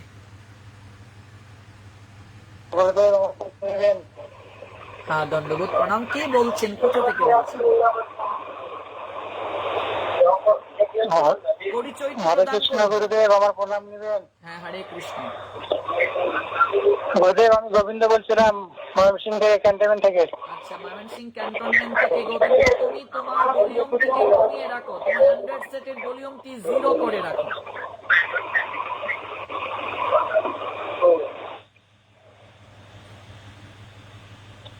অ্যান্ড্রয়েড সেটের ভলিউমটি 0 করে রাখো, কিংবা অ্যান্ড্রয়েড সেট থেকে একটু দূরে গিয়ে কথা বলো। গুরুদেব কথা বলছি গুরুদেব। আচ্ছা, ঠিক আছে, বলো কেমন আছো? আছি গুরুদেব, ভালো আছি ভগবানের কৃপায়, আপনার ভালোবাসায়। আচ্ছা, আপনি কেমন আছেন গুরুদেব? হ্যাঁ, গুরু বৈষ্ণব ভগবানের কৃপায় ভালো। তুমি ময়মনসিংহ ক্যান্টনমেন্টে আছো, এখানে তো আমার অনেক ভক্ত আছে যারা আমাকে ফলো করে গুরু ভাবে। সবাই কেমন আছে? তোমরা সবাই কেমন আছো? সবাই ভালো আছে গুরুদেব। আচ্ছা আচ্ছা আচ্ছা, খুবই ভালো। আগামী রবিবার একাদশী, কাল দিন পর, তোমাদের প্রস্তুতি কেমন একাদশীর? আমাদের প্রস্তুতি সবসময় ভালো হবে একাদশী। আচ্ছা আচ্ছা আচ্ছা, প্রোগ্রাম তোমরা সবাই দেখছো? গুরুদেব, গতকাল এবং আজকের যে প্রোগ্রাম সবাই মিলে কি দেখছো? হ্যাঁ, আমরা সবাই মিলে দেখছি। আচ্ছা আচ্ছা, খুব ভালো, খুবই ভালো। গুরুদেব, একটা প্রশ্ন ছিল। আচ্ছা, প্রশ্নটা করো। গুরুদেব, যে একাদশীর দিনে যে অডিও যে লাইটে আসেন গুরুদেব, এতে রাত জাগরণ করলে গুরুদেব ঘুম ধরে। আপনি যদি ভিডিও কলের ভিডিওতে আসেন তাহলে গুরুদেব ভালো হয় গুরুদেব। এখন তো আর অডিও লাইভই আসা যাবে না, কারণ অডিও লাইভটা ফেসবুক থেকেই সরাসরি বন্ধ করে দেওয়া হয়েছে। অনেক জায়গায় তো ভিডিও লাইভের পরিবেশ থাকে না, আমরা তো প্রচারে থাকি অনেক ভক্তের বাসায়, অনেক জায়গায় ভিডিও লাইভের পরিবেশ থাকে না, যার কারণে করা যায় না। এরপরও সর্বতভাবে চেষ্টা করব, দেখি কি করা যায়। আর 4 ঘন্টা একসঙ্গে এইভাবে তো ভিডিও লাইভ করা সম্ভব নয়, অনেক জায়গায় পরিবেশ থাকে না, অনেক সময় কারেন্ট থাকে না, আর অনেক বিষয় আছে। এরপরেও সর্বতভাবে চেষ্টা করছি, দেখি কি হয়। তোমরা সবাই থেকো, আগামী রবিবার লাইভে থেকো, দেখি কি হয়। ঠিক আছে গুরুদেব। তাই গুরুদেব, এটা মনোরঞ্জন মামারে কথা বলবে। অবশ্যই। হরে কৃষ্ণ গুরুদেব। হরে কৃষ্ণ। কেমন আছো? গুরুদেব আছি গুরুদেব, ভগবানের কৃপা, আপনাদের আশীর্বাদে ভালো আছে গুরুদেব। বাহ, খুব ভালো। কেমন চলছে গুরুদেব, তোমাদের সাধন ভজন? আপনার কৃপায় খুব ভালো চলতেছে, চালে যাচ্ছি। আচ্ছা আচ্ছা, গুরুদেব, আর গুরুদেব কেমন আছেন আপনি গুরুদেব? হ্যাঁ, আছি আমি অনেক অনেক ভালো, গুরু বৈষ্ণব ভগবানের কৃপায় আছি। ভগবান সবসময় সারা জীবন আপনাকে ভালো রাখুক, সুস্থ রাখুক, এটা ভগবানের কাছে প্রার্থনা করি গুরুদেব। তোমরা সবাই ভালো থেকো, তোমাদের সবার মঙ্গল হোক। তোমরা একাদশী ব্রতটা ঠিক মতো পালন করো, হরিনাম জপটা ঠিক মতো করো। যেহেতু তোমরা ময়মনসিংহ ক্যান্টনমেন্টে আছো, এই ক্যান্টনমেন্টে থেকে তো সব কাজ ঠিক মতো করা যায় না, যতটুকু পারো ততটুকু করার চেষ্টা করো। হ্যাঁ গুরুদেব। আর গুরুদেব, একটা প্রশ্ন ছিল গুরুদেব। হ্যাঁ, প্রশ্নটা কি বলো? গুরুদেব, আপনি নরসিংহ, ভগবান নরসিংহ রূপে নরসিংহের যে আবির্ভাব তিথি 25শে মে, যেটা আমরা যেন জানতে পারি যেদিন আগে, যে আমরা আগের ভাবছি ফের আগের দিনে কি কি খাইতে পারবো, এই বিস্তারিত এটা যদি আপনি আগে জানিয়ে দেন আমাদের ইউটিউবে ফেসবুকে যেটাতে হয় গুরুদেব, সেটা যদি একটু জানিয়ে দিতেন তাহলে আমরা ওইভাবে মানে তিথি উপলক্ষে আমি অবশ্যই লাইভ করব। আমরা কিভাবে নৃসিংহ চতুর্দশী তিথি পালন করব, কি কি খাওয়া যাবে, কি কি খাওয়া যাবে না, এই বিষয়ে অনেক টিপস দেয়া হবে এবং এই বিষয়ে অনেক তথ্য জানানো হবে। সঙ্গে থেকেও নিশ্চয়ই এগুলো জানিয়ে দেয়া হবে। আগে গুরুদেব গুরুদেব যে মানে যেগুলো তিথি আছে সেগুলো আগের দিনে 2 দিন আগে যাতে আমরা জানতে পারি কি কি আমার আগের দিনে খাইতে হবে এই বিষয়গুলো গুরুদেব। আচ্ছা, নিশ্চয়ই নিশ্চয়ই এগুলো আগ থেকে জানিয়ে দিলে তোমরা সবাই পালন করতে পারবে নিশ্চয়ই। আগে গুরুদেব। মঙ্গল হোক। তো গুরুদেব ভালো থাকবেন। ভালো থেকো তোমরা সবাই, তোমাদের সবার জন্য অসংখ্য শুভকামনা। আপনার জন্য শুভকামনা রইল গুরুদেব আমাদের সকলের পক্ষ থেকে। হরে কৃষ্ণ গুরুদেব। হরে কৃষ্ণ। আমাদের সঙ্গে যুক্ত হয়েছেন ময়মনসিংহ ক্যান্টনমেন্ট থেকে কয়েকজন ভক্ত। সেখানে কয়েকজন ভক্ত আছেন যারা আমাকে ফলো করে, আমাকে শিক্ষাগুরু ভেবে যারা ভজন করে। এত কষ্টকর পরিবেশে থেকেও তারা, একটা ক্যান্টনমেন্টে থেকেও তারা তাদের চাকরি করার পাশাপাশি, তাদের স্বধর্ম পালন করার পাশাপাশি ক্যান্টনমেন্টে থেকে তারা ভজন করছে, সাধন করছে এত কষ্টকর পরিবেশে। এটা আমাদের জন্য সত্যি একটা শিক্ষণীয় বিষয়, আমাদের জন্য একটা অনুপ্রেরণার বিষয়। কারণ আমরা অনেকে সুযোগ সুবিধা পেয়েও আমরা ভজন করার চেষ্টা করি না, কাজেই এটা সত্যি আমাদের জন্য দুঃখজনক। আর ওরা এত কষ্টকর পরিবেশে থেকেও ওরা সাধন ভজনে প্রবৃত্ত হয়েছে, চেষ্টা করছে। এটা আমাদের জন্য একটা উদাহরণ স্বরূপ। আমরা যেন তাদেরকে দেখে একটু শিক্ষা গ্রহণ করি এবং আমরা চেষ্টা করব একাদশী ব্রতটা ঠিক মতো পালন করার। ওরা এই ক্যান্টনমেন্টে থেকেও নির্জলা একাদশী ব্রত পালন করার চেষ্টা করে। ওরা আগের দিন বহু কষ্ট করে ওরা সংযম থাকার চেষ্টা করে। অনেকে নিরামিষ গ্রহণ করতে পারে না, আগের দিন সাত্বিক আহার গ্রহণ করতে পারে না যেহেতু ক্যান্টনমেন্টে তারা থাকে। এরপরেও তারা চেষ্টা করে। চেষ্টাটা হচ্ছে মুখ্য বিষয়। আমরা প্রয়াস করতে পারি, প্রয়াসের তো কোনো বিকল্প নেই। মূলত আমাদের ইচ্ছা শক্তিটা একেবারে স্থবির হয়ে গেছে, ইচ্ছা শক্তিটা আমাদের নিশ্চল হয়ে গেছে, যার কারণে আমরা ঝিমিয়ে গেছি। এই জন্য আমি সবসময় বলি যে তারুণ্য আমাদের প্রয়োজন। তারুণ্যের বড় একটা অভাব আমাদের মাঝে। তারুণ্য শক্তিটা আমাদের দিন দিন কমে যাচ্ছে। আর তারুণ্যতা মানুষের দেহে নয়, তারুণ্যতা মানুষের মনে। মানুষের মন যদি ঝিমিয়ে যায়, মানুষের মন যদি বৃদ্ধ হয়ে যায়, মন চির সতেজ থাকে, অর্থাৎ মনের চিন্তাগুলো, মনের চেতনাগুলো, এগুলো যদি জড়াতুর হয়ে যায়, এগুলো যদি বৃদ্ধ হয়ে যায়, তাহলে আপনি প্রত্যেকটা পদে পদে অসফল হবেন, আপনি প্রত্যেকটা পদে পদে অকৃতকার্য হবেন। এই জন্য সর্বদা তারুণ্যকে ধরে রাখুন। আরেকটা কল নিচ্ছি, দেখি কে আছেন যুক্ত আমাদের সঙ্গে।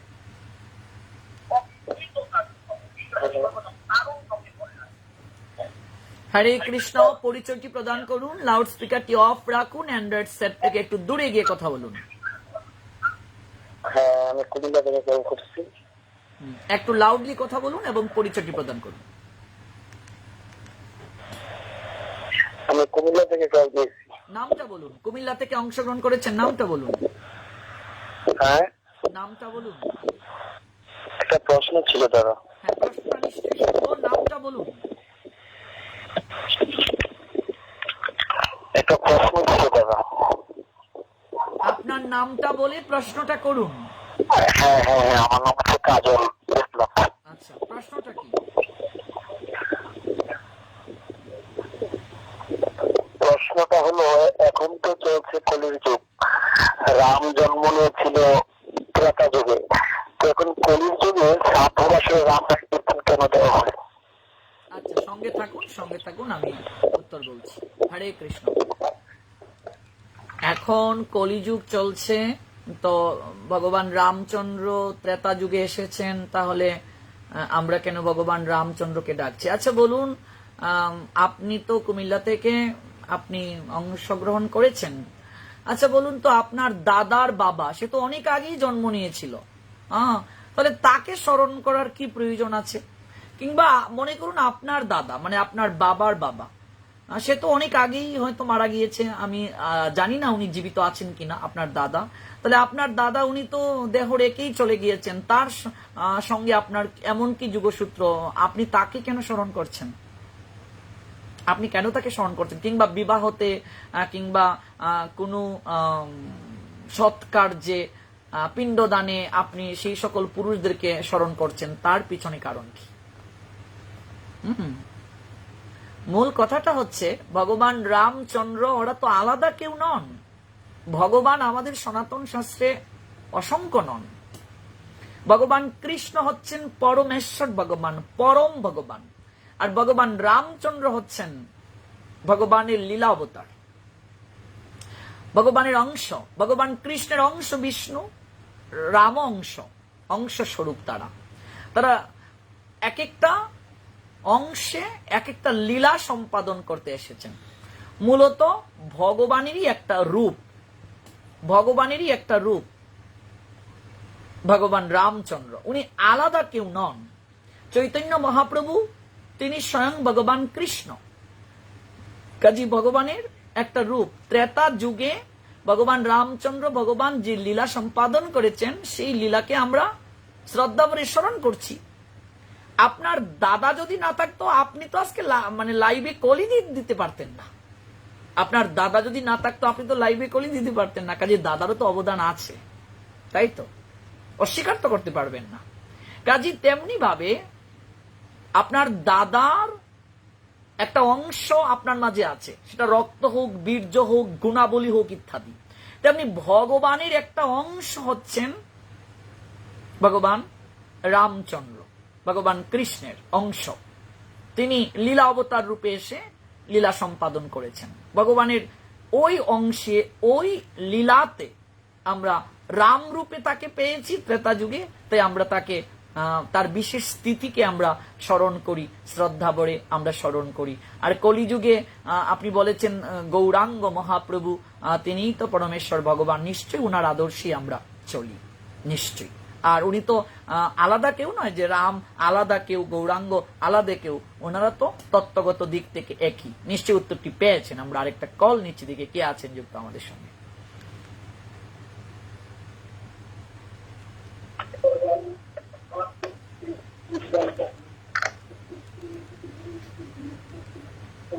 হরে কৃষ্ণ, কে বলছেন, কোথা থেকে বলছেন, পরিচয়টি প্রদান করুন। হরে কৃষ্ণ। হরে কৃষ্ণ, পরিচয়টি প্রদান করুন। দণ্ডপাত প্রণাম, ভালো আছেন? দণ্ডবোধ। আমি শ্রীরাম শাহ বলছিলাম বাগেরহাট থেকে। আচ্ছা, বাগেরহাট থেকে শ্রীরাম। বর্তমান বেনাপোল কোয়ারেন্টাইনে আছে। কোয়ারেন্টিনে আছেন? আচ্ছা, কোয়ারেন্টিন থেকে আপনি শুনছেন, আপনাকে অসংখ্য ধন্যবাদ। বলুন। বিষয়টা হচ্ছে কি, আমি তো মানে আমাদের বাগেরহাটে মুদিখানা দোকান। আচ্ছা। আমরা তো একাদশীর দিন মানে নির্জলে একাদশী করা আমার জন্য খুব কষ্টসাধ্য বিষয় হয়ে যায়। আচ্ছা। এখন একাদশীর দিন আমরা সাধারণত ফল এবং বাদাম সিদ্ধ এইটা নেই, এটা কি ঠিক আছে?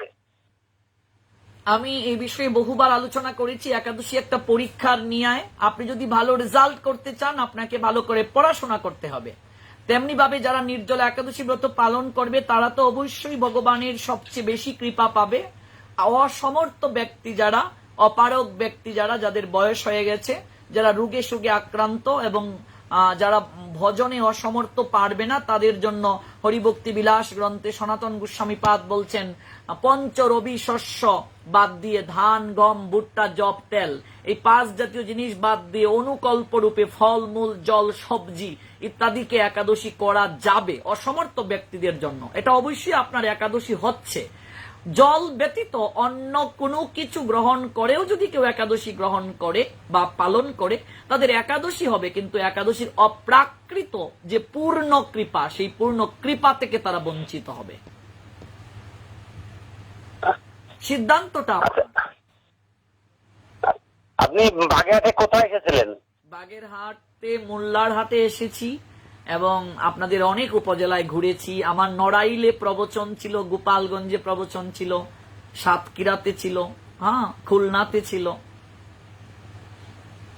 আমার ধারণা যে আপনি বাগেরহাটে মানে বাগেরহাট সদরে মানে সদরে মনে হয় সম্ভবত কোনো মন্দিরে আসেন নাই সদরে। না না, সদরে কোনো মন্দিরে প্রবচন করিনি। কেমন, আবার যখন আসবো আপনাকে জানিয়ে দেব। আচ্ছা, বলছি কি আমি তো এই যে হোম কোয়ারেন্টাইনে আছি, তো এখন তো যেখানে আমি হলো প্রসাদ পাই, ঠিক আছে, এখন তো এখানে তো প্রসাদ পাওয়া সম্ভব হচ্ছে না। হ্যাঁ, ওই যে যেখান থেকে প্রসাদ আছে ওখানে বলি যে তুলসী পাতা দিচ্ছি, তাও তার দিতে পারে না, আমি কি করতে পারি কারণ? এখন যেহেতু আপনার পরিবেশ নিয়ে আপনি হোম কোয়ারেন্টাইনে আছেন, আপনি ফলমূল ইত্যাদি খেয়ে একাদশী করুন। এটার সঙ্গে তো মানে সব সময়ের যে নিয়ম, সেই নিয়মের তুলনা করলে চলবে না, যেহেতু আপনি হোম কোয়ারেন্টাইনে আছেন এবং একটা অস্বস্তিকর পরিবেশের মাঝে আছেন। এখন এইভাবেই পালন করুন, আর যখন স্বাভাবিক জীবনে ফিরে যাবেন তখন আপনি ঠিকভাবে পালন করার চেষ্টা করবেন। আর একটা বিষয় হচ্ছে, বাসায় তো আমার মা বাবা দুইজনই প্রসাদ পড়ি, আমিও নিজে তো প্রসাদ পাওয়ার চেষ্টা করতেছি। এখন ওই বিষয়টা হচ্ছে, যখন বাবা মা না থাকে তখন তো ওই বাসার অন্য লোকে প্রসাদ রান্না করে, তারা তো সাত্বিক আহার করে না, এটা কি ঠাকুরের সেবায় দেওয়া যায়? আপনারা যেহেতু সর্বদা সাত্বিক আহারী, কাজে আমিষাহারী ব্যক্তির হাতে রান্না করা প্রসাদ গ্রহণ করা যাবে না। কারণ শাস্ত্র এবং মেডিকেল সায়েন্স দুটোই আমাদেরকে বলেছে রান্নার মাঝে ওই ব্যক্তির চেতনা প্রকাশিত হয়। আপনারা যেহেতু কন্টিনিউয়াসলি প্রসাদ পাচ্ছেন, প্রসাদ বুজির হাতে রান্না করা প্রসাদই আপনাদের গ্রহণ করা শ্রেয়স্কর। এখন যদি প্রসাদ বুঝির লোক দেয় না, তাহলে ঠাকুর না খাইতে আমাকে না খেয়ে থাকতে হয়। আপনি রান্না করবেন, কারণটা হচ্ছে ভগবানের জন্য করতে গেলে তো শুদ্ধ বিশুদ্ধ ভক্তি লাভ করতে গেলে তো একটু কষ্ট করতেই হবে। চেষ্টা করুন, চেষ্টা করতে করতে হয়ে যাবে। এটার অর্থ এই নয় যে ভগবান গ্রহণ করবেন না। ভগবানের কাছে আমাদের নিবেদন করতে হবে, চেষ্টা করতে হবে, ধীরে ধীরে এক সময় না এক সময় হয়ে যাবে, একটা না একটা ব্যবস্থা হয়ে যাবে।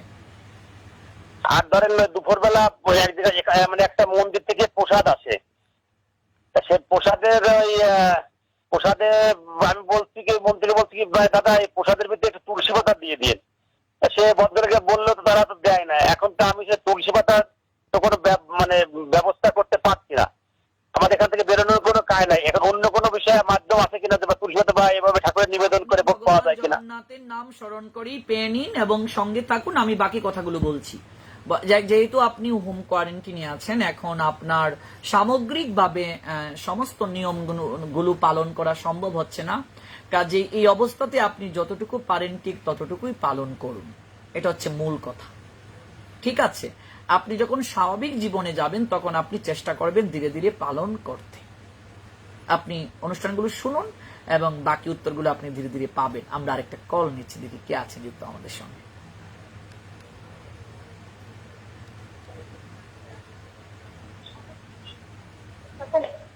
হরে কৃষ্ণ, দণ্ডবোধ প্রণাম। পরিচয়টি প্রদান করুন, কে আছেন কৃষ্ণকথা আলাপন পরিবারে? হরে কৃষ্ণ প্রভু, আপনার চরণে এবং ভক্তবৃন্দের চরণে আমার প্রণাম। আমি অল্প কৃষ্ণ মূলবেতার থেকে বলছি। আচ্ছা আচ্ছা, শুনতে পাচ্ছি আপনাকে। আপনাকে অসংখ্য ধন্যবাদ। এই চমৎকার ভাবে ভজন শুনিয়েছিলেন গত এপিসোড গুলোতে, আজও আপনি যুক্ত হয়েছেন, অসংখ্য ধন্যবাদ আপনাকে। প্রভু, আমি একটা প্রশ্ন জানতে চাই। প্রশ্নটা কি করুন? বলছিলাম যে যারা প্রসাদ বুঝি তারা কি মানে প্রতি বেলায় বেলায়, ধরুন আমরা তো প্রতি বেলায় বেলায় অন্ন গ্রহণ করি, তো প্রতি বেলায় বেলায় কি মানে অন্ন রান্না করে ভগবানকে নিবেদন করতে হয় না একবার নিবেদন করলেই হয়? এখন প্রশ্ন হচ্ছে, প্রসাদ যারা ওরা তো ভগবানকে দিয়েই সেবা গ্রহণ করে, এবার আপনি খাবেন ভগবানকে দিয়ে খাবেন না, সেটা তো আর হতে পারে না। এই জন্য সকালবেলাতে আপনি যাই রান্না করবেন তাই ভগবানকে তুলসী দিয়ে পাবেন, আপনি দুপুরবেলা যাই রান্না করবেন তাই ভগবানকে দিয়ে পাবেন, সন্ধ্যাতেও আপনি যা রান্না করবেন তাই ভগবানকে দিয়ে পাবেন। কোনো কারণে যদি রান্না করার প্রক্রিয়া না থাকে বা সিস্টেম না থাকে সংসারীদের জন্য, তাহলে একবার যদি কেউ ভোগ দেয় সেই প্রসাদটা বাকি রান্নার দ্রব্যের সঙ্গে সেটাকে মিশিয়ে মহাপ্রসাদ করে গ্রহণ করা যেতে পারে। কিন্তু শুদ্ধ ভক্তরা সর্বদাই চায় ভগবানের সেবা করতে, তারা ভগবানকে দিয়েই সবসময় গ্রহণ করতে আগ্রহী থাকে। আচ্ছা, বুঝতে পারছি। আসলে এই বিষয়টা একটু জানতে চেয়েছিলাম। আর বলছিলাম যে গীতা পাঠ যেটা গীতার যে ভগবানের সেবার কাছে যেটা গীতা রাখা হয়, তো এটা গীতা স্পর্শ করতে হলে তো স্নান করে সুন্দর করে মানে শুদ্ধ বস্ত্র পরে তারপর তো গীতা পাঠ করতে হয়। কিন্তু যদি ধরুন এটা ছাড়া আমি অন্য আরেকটা গীতা কিনে যদি আমি মানে যে সময় ইচ্ছে আমার সে সময় মানে পাঠ করতে পারি, কি এটার কোনো পাপ হয় কি? আপনি যে কোনো অবস্থাতেই গীতা পড়তে পারেন। আমরা তো শুদ্ধ বিশুদ্ধর দুহাই দিয়ে গীতা থেকেই সরে যাচ্ছি। মূলত হচ্ছে গীতাকে ঠাকুর করে লাল শালু কিংবা রুমাল দিয়ে বাঁধার মাঝে কোনো গৌরব নেই। মূল গৌরব হচ্ছে আপনি কতটুকু পড়লেন, কতটুকু জানলেন। এই জন্য আমি সর্বদা বলি গীতাকে পড়ার টেবিলে রাখুন, এবং আপনি পড়া শুরু করার আগে, আপনার পাঠ্যপুস্তকের পড়া শুরু করার আগে আপনি একটু গীতা পড়ুন। আপনি ঘুমিয়ে আছেন, ঘুম আসছে না, আপনি বিছানায় গড়াগড়ি করছেন, শুয়ে শুয়েই গীতা পড়ুন। আপনি যে অবস্থাতে আছেন সে অবস্থাতেই গীতা পড়ুন। পাপ তো হবেই না, বরং গীতা মায়ের কৃপা আপনার জীবনে লাভ হবে।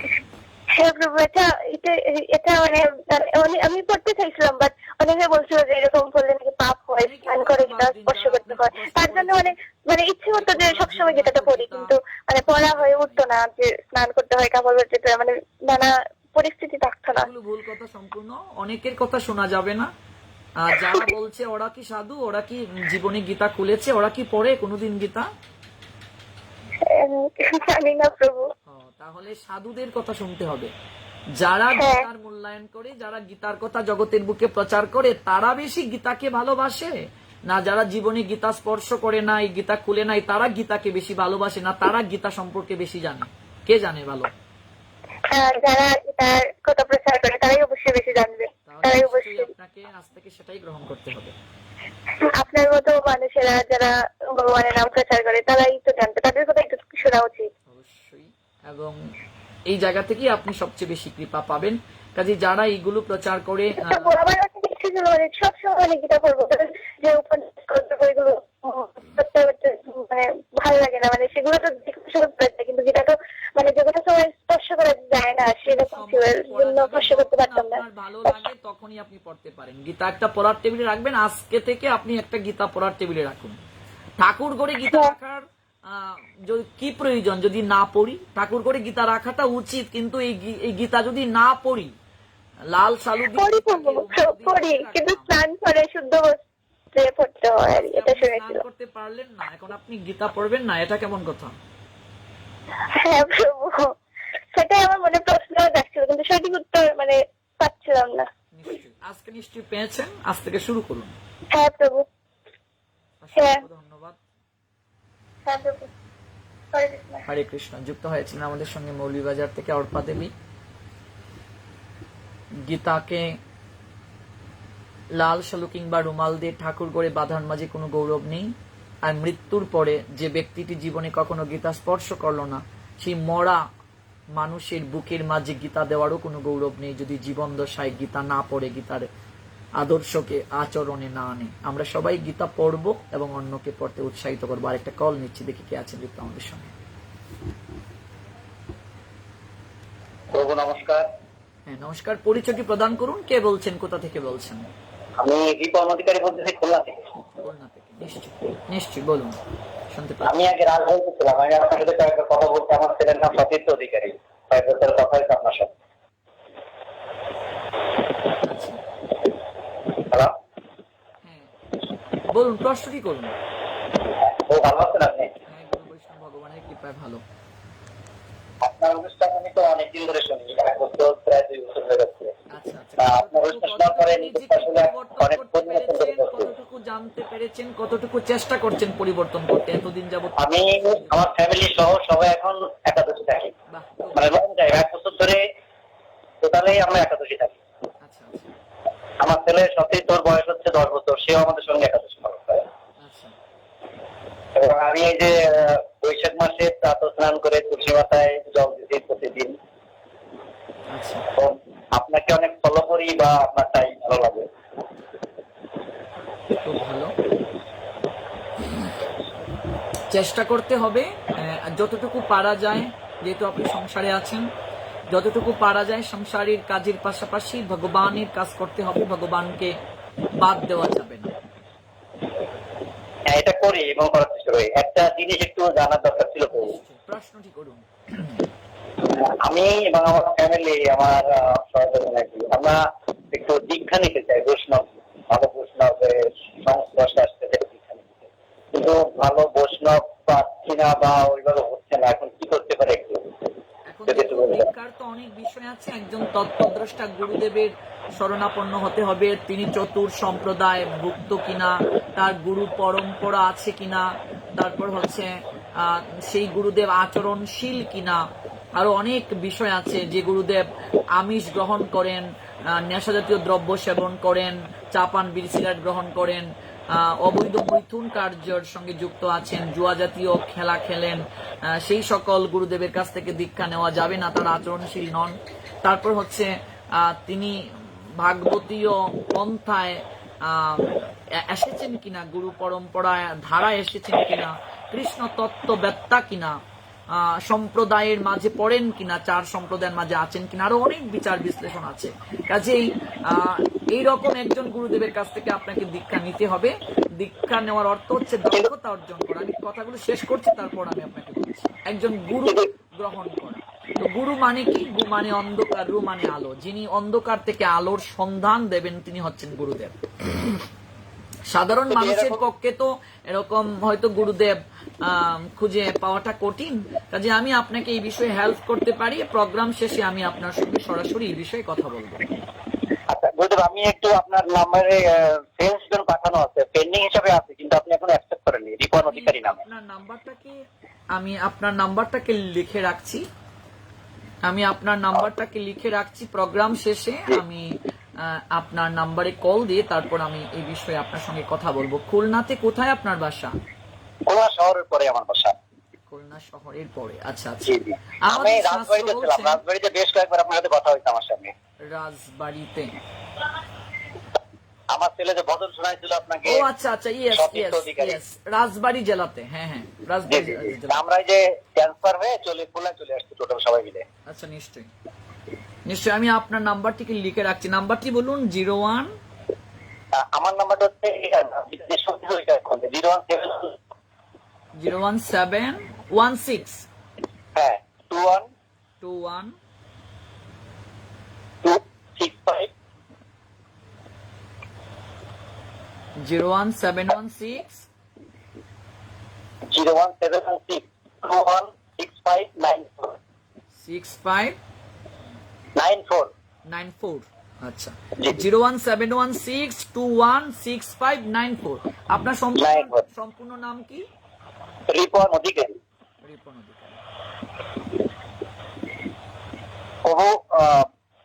খুলনায় আসেন, খুলনায় একটু বেড়াতে আসেন, আপনারা একটু বদলে নি। খুলনায় যদি কখনো আসেন বা করেন, আমার সাথে একটু কন্ট্যাক্ট করলে আমি খুব খুশি হব। আমি আপনাকে খুলনাতে আসলে অবশ্যই ইনফর্ম করব। আর আমি আপনাকে চিনতে পেরেছি, আপনি যখন রাজবাড়ি জেলায় ছিলেন আপনার ছেলেটি লাইভের মাঝে ভজন শুনিয়েছিল কল করে। আচ্ছা, আপনার ছেলেটা কেমন আছে? ছোট্ট ছেলেটা? হ্যাঁ, ভালো আছে, ভালো আছে। ও কি পাশে আছে? হ্যাঁ আছে। আচ্ছা, একটা কথা বলি। হ্যাঁ নমস্কার সোনা, তুমি কেমন আছো? ভালো আছি। সেটা করেছি, আপনি ভালো আছেন? হ্যাঁ, গুরু বৈষ্ণব ভগবানের কৃপায় অনেক অনেক ভালো আছি। তুমি তো আমাদেরকে ভজন শুনিয়েছিলে, আজকে একটা শ্লোক শোনাও, ভক্তদের উদ্দেশ্যে একটা কিছু বলো। মুখস্থ করি না, একটা মুখস্থ হয়েছে। আচ্ছা, একটা বলো, যা মুখস্থ হয়েছে বলো। এখনো সে বৃন্দাবনে বাঁশি বাজে না, ওইটাই মুখস্থ আছে। আচ্ছা ঠিক আছে, একটু বলো শুনি। এখনো সে বৃন্দাবনে বাঁশি বাজে রে, এখনো সে বৃন্দাবনে বাঁশি বাজে রে, এখনো সে রাধারানী বাঁশির সুরে পাগল, এখনো সে রাধারানী বাঁশির সুরে পাগলিনী, অষ্টাসখীর শিরোমণি, অষ্টাসখীর শিরোমণি কদম তলে রে, এখনো সে বৃন্দাবনে বাঁশি বাজে রে, এখনো সে বৃন্দাবনে বাঁশি বাজে রে,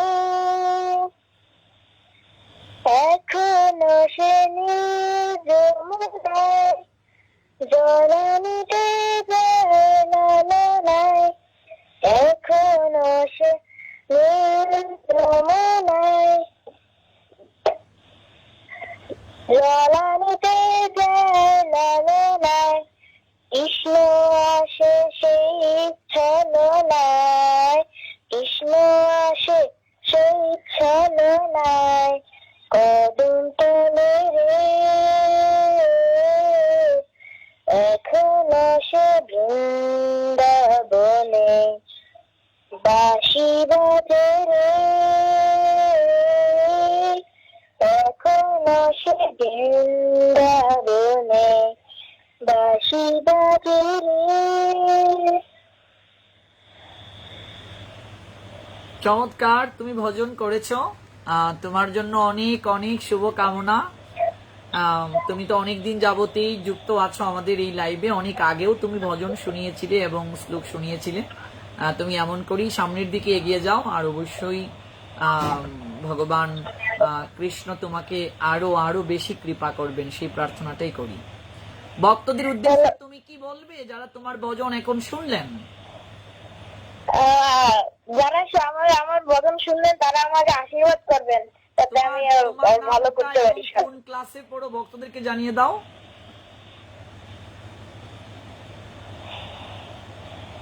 হ্যালো, যে সকল ভক্তরা তোমার ভজন শুনলেন তাদেরকে তোমার নাম এবং তুমি কোন ক্লাসে পড়ো সেটা শুনিয়ে দাও। আমি সতীর্থ অধিকারী, আমি 4th শ্রেণী। খুব ভালো। ভক্তবৃন্দ আশীর্বাদ করবেন সেই সতীর্থকে, 4th শ্রেণীতে পড়ে, খুলনাতে তার বাড়ি, রাজবাড়ী জেলাতে ওরা ছিল। অসংখ্য ধন্যবাদ তোমার বাবুকে এবং তোমার মাকে। সঙ্গে থাকো আমাদের। ধন্যবাদ। হরে কৃষ্ণ। আমাদের সঙ্গে রিপন অধিকারী খুলনা থেকে যুক্ত হয়েছিলেন। 2 বছর যাবত এই কৃষ্ণকথা আলাপন পরিবারের সঙ্গে তারা যুক্ত আছেন। রাজবাড়ী জেলাতে তারা ছিলেন। রাজবাড়ী থেকে অনেকদিন তারা যুক্ত হয়েছিলেন। ওনার ছোট্ট সোনামণি ছেলেটা ক্লাস 4-এ পড়ে, অনেকদিন গীতার শ্লোক শুনিয়েছে, ভজন শুনিয়েছে, আজও শোনালো। ওর জন্য অসংখ্য শুভকামনা। আমরা আরেকটা কল নিচ্ছি, দেখি কে আছেন যুক্ত আমাদের সঙ্গে।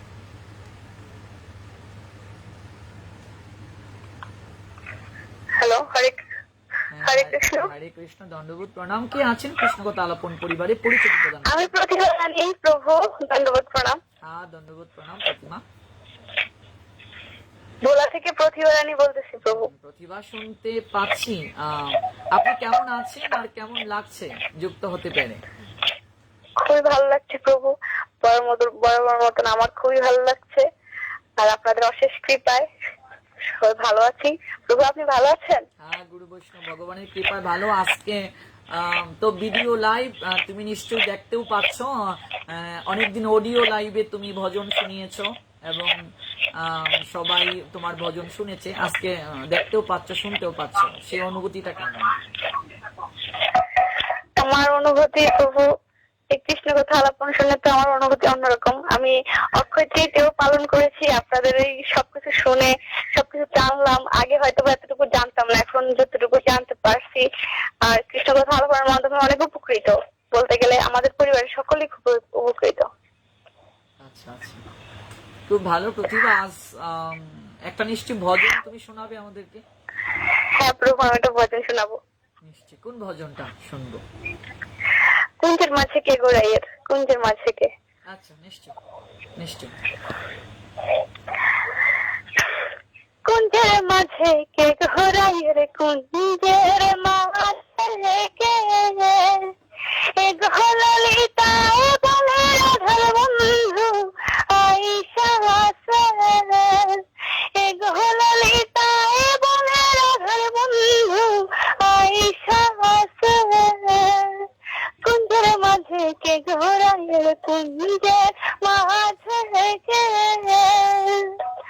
আধো মাথায় মোহন চূড়া, আধো মাথায় বেনি, আধো মাথায় মোহন চূড়া, আধো মাথায় বেনি, শ্যামের চূড়ায় করে ঝিলমিল ঝিলমিল বেরিয়ে ধরে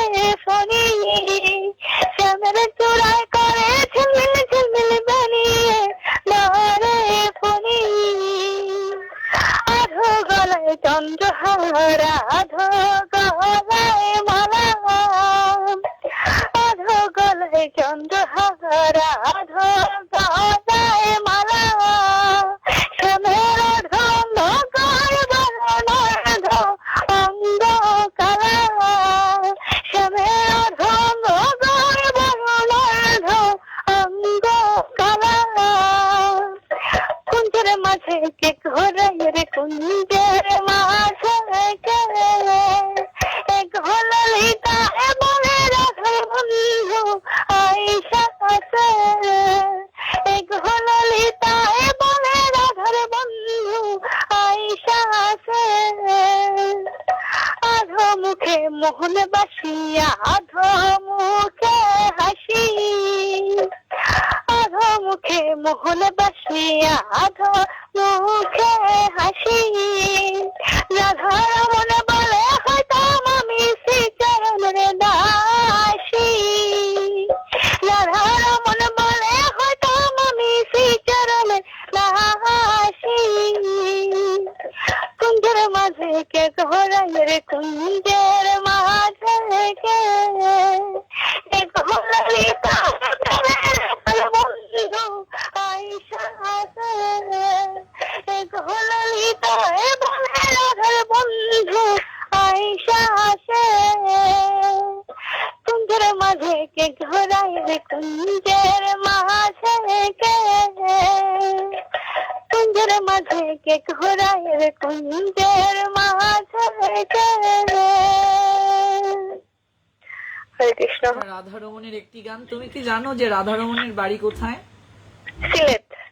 হ্যাঁ, সিলেট আমাদের সুনামগঞ্জে, সুনামগঞ্জ জেলার জগন্নাথপুর উপজেলায় রাধারমণের বাড়ি। আমাদের এখানে সমস্ত মরমী কবিদের বাড়ি, রাধারমণের বাড়ি আমাদের এখানে, আব্দুল করিমের বাড়ি আমাদের এখানে, তারপর হচ্ছে হাসান রাজার বাড়ি আমাদের এখানে, আরো অনেকের সঙ্গীতাঙ্গনে যারা আছে তাদের বাড়ি আমাদের এই সুনামগঞ্জে, হাওড় বেষ্টিত অঞ্চল সুনামগঞ্জ, সেখানে অনেক অনেক আমাদের প্রভুর বাড়িও সিলেটে।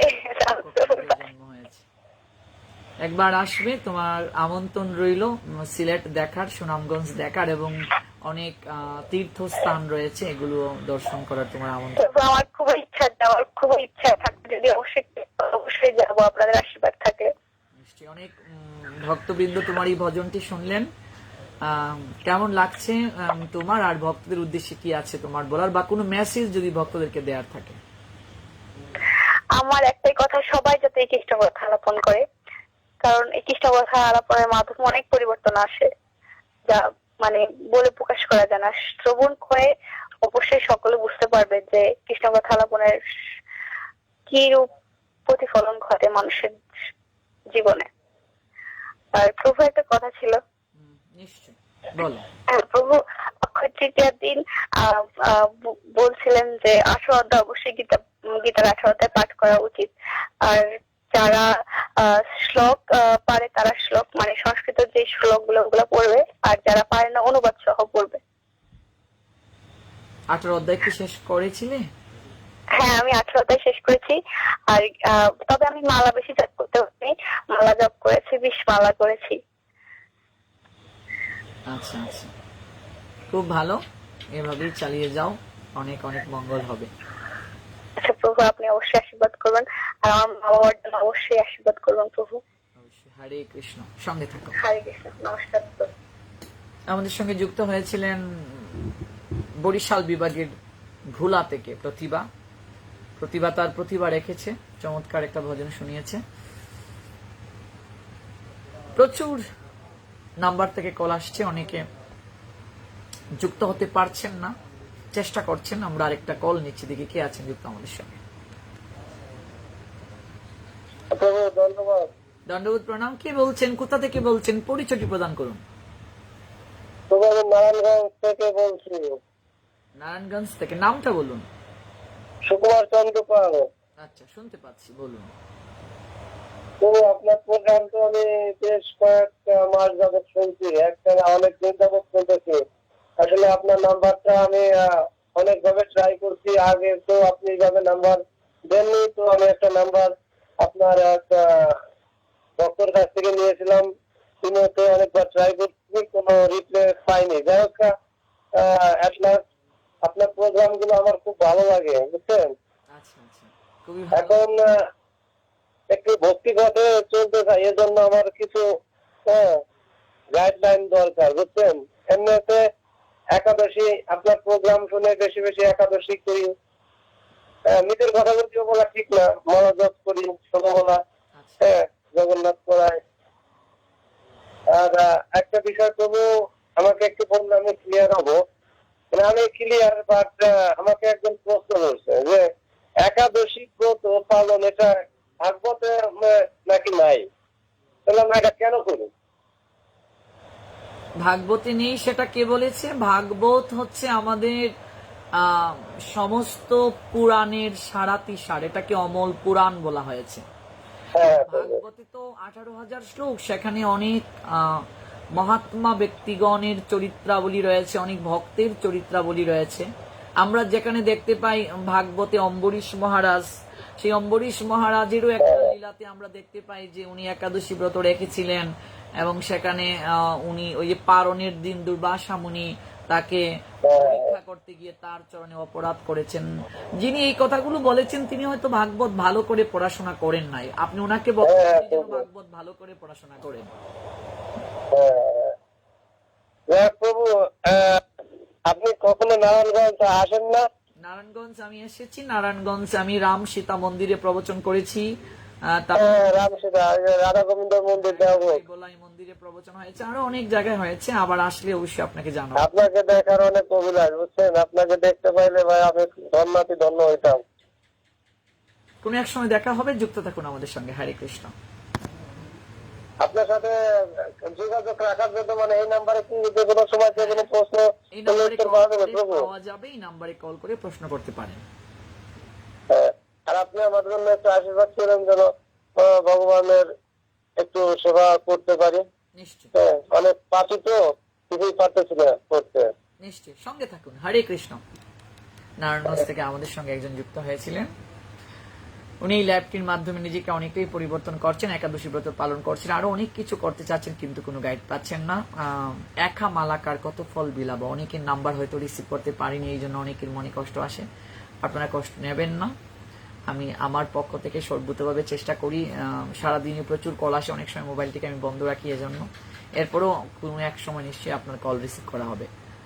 সেটা তো বললাম যে প্রোগ্রাম ছাড়া দৈনন্দিন রুটিনের কথা কল আসে। এখন যে নাম্বারটি আসছে সেই নাম্বারটি রিসিভ করে আমরা কথা বলছি। দেখি কে আছেন যুক্ত, একটু জেনে নিই।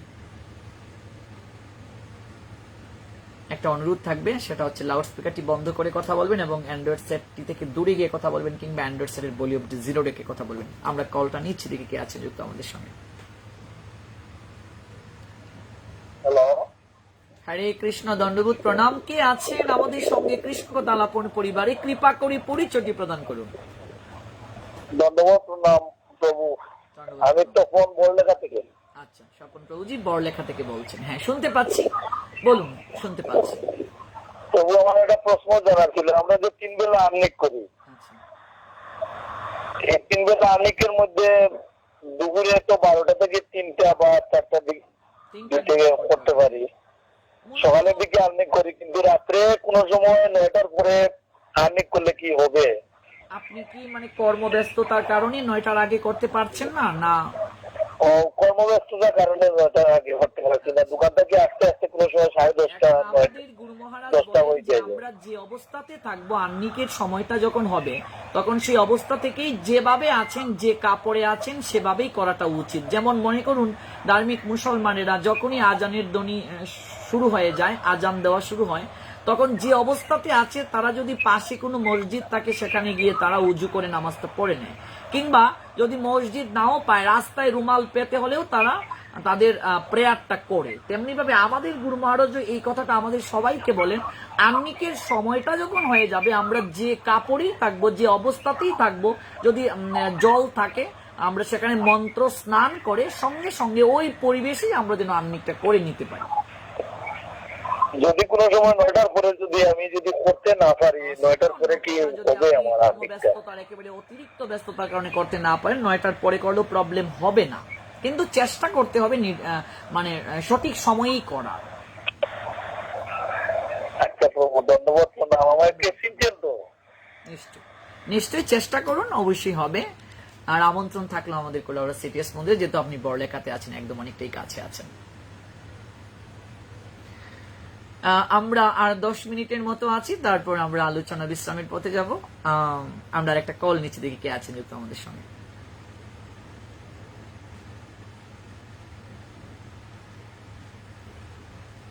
হরে কৃষ্ণ।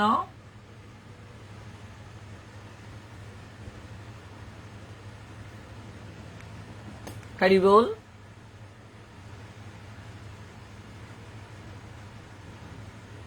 হরে কৃষ্ণ।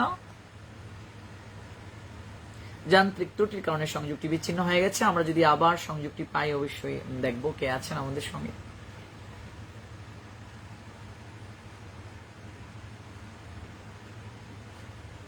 দেখি কে আছেন আমাদের সঙ্গে। হরে কৃষ্ণ। হরে কৃষ্ণ প্রভু। কে বলছেন? হরে কৃষ্ণ প্রভু। হরে কৃষ্ণ। হরে কৃষ্ণ প্রভু। সুইটি। আচ্ছা আচ্ছা, হরি বল। সুইটি, সোনামণি, কেমন আছো? ভালো আছি প্রভু, আপনি কেমন আছেন? গুরু বৈষ্ণব ভগবানের কৃপায় অনেক অনেক ভালো আছি। বলো, তুমি যুক্ত হয়েছে, অনেক ভালো লেগেছে, কেমন লাগছে তোমার? হ্যাঁ প্রভু, আমার অনেক ভালো লাগছে, এতদিন পরে আপনার সঙ্গে সরাসরি যুক্ত হতে পেরেছি। সুইটি, তোমার ভাই কেমন আছে? কি নাম রেখেছো সবাইকে বলো, অনেকেই শুনতে পাচ্ছে তোমায়। হ্যাঁ প্রভু, ও খুব ভালো আছে। তোমার ভাইয়ের নামটা কি?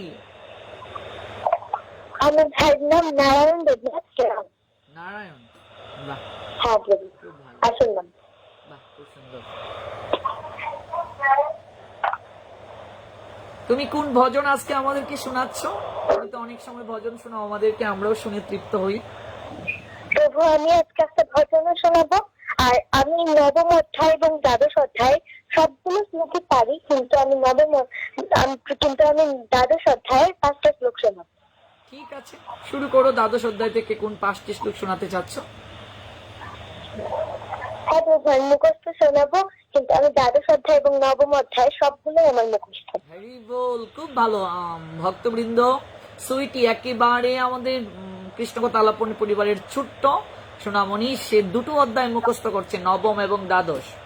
আমি সব সময় ভক্তদেরকে বলি যে আমরা যদি 2টা করে শ্লোক মুখস্থ করি সপ্তাহে, তারপরও আমাদের জীবনে 700 শ্লোক মুখস্থ করা ব্যাপারই না। কাজেই আমাদের ইচ্ছা শক্তিটা মুখ্য। সে যদি ছোট্ট বয়সে 2টো অধ্যায় মুখস্থ করতে পারে, দ্বাদশ অধ্যায় 20টা শ্লোক, নবম অধ্যায় 34টা শ্লোক, তা যদি সে মুখস্থ করতে পারে, আমরা শুরু করো। তুমি কোন শ্লোকগুলো শোনাবে? দ্বাদশ অধ্যায়ের 5টা শ্লোক বলো। হরে কৃষ্ণ। হরে কৃষ্ণ। ওম নমো ভগবতে বাসুদেবায়। ওম নমো ভগবতে বাসুদেবায়। ওম নমো ভগবতে বাসুদেবায়। শ্রীমদ্ ভগবত গীতা দ্বাদশ অধ্যায় ভক্তি যোগ 1 নম্বর শ্লোক। অর্জুন বাচা एवं सततयुक्ताये भक्तत्वं पर्युपासके ये च अपि अक्षरमव्यक्तं तेषां के योगवित्तमः। অনুবাদ: অর্জুন জিজ্ঞাসা করলেন, এভাবে নিরন্তর ভক্তিযুক্ত হয়ে যে সমস্ত ভক্তেরা যথাযথভাবে তোমার আরাধনা করেন এবং ইন্দ্রিয়াতীত অব্যক্ত ব্রহ্মের উপাসনা করেন, তাদের মধ্যে কারা শ্রেষ্ঠ যোগী? শ্রী ভগবান উবাচা ময়্যা বিশ্বমনো ये মাম নিত্যযুক্তা উপাসতে শ্রদ্ধয়া পরয়োপেতঃ ते मे युक्ता তমামতঃ। অনুবাদ: শ্রী ভগবান বললেন, যারা তাদের মনকে আমার সবিশেষ সুখে নিবিষ্ট করেন এবং অপ্রাকৃত শ্রদ্ধা সহকারে নিরন্তর আমার উপাসনা করেন, আমার মতে তারাই সর্বশ্রেষ্ঠ যোগী। ఏతు అక్షరమణియే విశ్వం ఆద్యాత్మం పరియుపాసతే సర్వత్రాగమచింతం చ కూటస్థామచలం ధ్రువం సంయమ్మ ఇంద్రియం గ్రామం సర్వత్ర సముబుద్ధయః పీతంతు వంది మామేవ সর্বভূতাহিতে রতঃ। অনুবাদ, যারা সমস্ত ইন্দ্রিয় সংযত করে সকলের প্রতি সমভাবাপন্ন হয়ে এবং সর্বভূতের কল্যাণে রত হয়ে আমার অক্ষর ও নির্দেশ্য অব্যক্ত সর্বত্র অচিন্ত কুটস্থ অচল ধ্রুব ও নির্বিশেষ স্বরূপকে উপাসনা করেন, তারা অবশেষে আমাকেই প্রাপ্ত হন। তেষাং অধিকতরা তেষাং আদ্যাত্মাশক্তচেতসাং আদিত্যাহিগতি দুঃখং মেধাবিন্থিরাবাপ্যতে। অনুবাদ, যাদের মন ভগবানের অদ্বিত নির্বিশেষ রূপের প্রতি আসক্ত তাদের ক্লেশ অধিকতর, কারণ অব্যক্তের উপাসনার ফলে দেহধারী জীবদের কেবল দুঃখই লাভ হয়। হরে কৃষ্ণ। অনেক সুন্দর তুমি উচ্চারণ করেছো এবং একেবারে যথার্থ সংস্কৃত উচ্চারণ করেছো। তোমার জন্য অনেক অনেক অনেক শুভকামনা। দ্বাদশ অধ্যায়টা ভক্তিযুগ, এটা ভক্তির কথা বলেছেন ভগবান, অনেক গোপনীয় কথা বলছেন। নবম অধ্যায়টা রাজবিদ্যা রাজগুজ্জ যুগ, এটা ভগবান গোপন কিছু কথা এই অধ্যায়টিতে বলেছেন। এই দুটো অধ্যায় মুখস্থ, এরপরে তুমি সপ্তম অধ্যায়টা মুখস্থ করবে, কেমন? সপ্তম অধ্যায়টা মুখস্থ করবে আর পুরুষোত্তম যুগ 15তম অধ্যায়টা মুখস্থ করবে। কিছু শ্লোক আছে কেবল ভগবানের, এগুলো একদম মুখস্থ করবে। আমাদের 700 শ্লোক মুখস্থ করা ব্যাপারই না, আমরা যদি দুটা করেও সপ্তাহে শ্লোক শিখি তাহলে অবশ্যই ধীরে ধীরে আমরা 700 শ্লোকই একসময় মুখস্থ করতে সমর্থ হব। নিশ্চয়ই সুইটি, তোমাকে দেখে অনেকে অনুপ্রেরণা পাবে, অনেকেই মায়েরা তার ছোট্ট সোনামণিদেরকে এই শ্লোকগুলো শিখাতে অনুপ্রেরণা পাবে। আর আমাদের প্রত্যেকেরই উচিত সুইটির মতো এরকম শ্লোকগুলোকে সুন্দর করে শেখা, আবৃত্তি করা।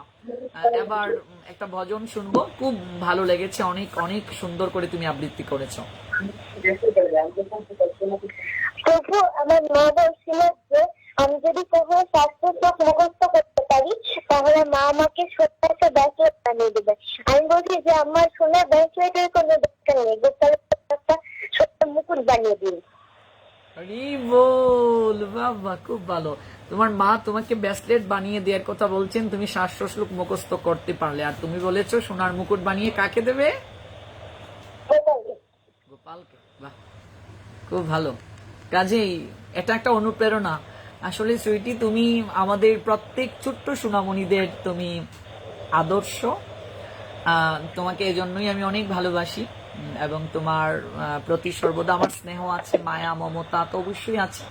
আর তোমার জন্য অনেক অনেক প্রার্থনা আছে ভগবানের কাছে। তুমি সামনের দিকে আরো অনেক অনেক এগিয়ে যাও, একজন গুরুদেবের সাহচর্যে থাকবে, একজন আদর্শ পারমার্থিক শিক্ষকের গাইডে থাকবে, যেন তুমি তার মতো হতে পারো।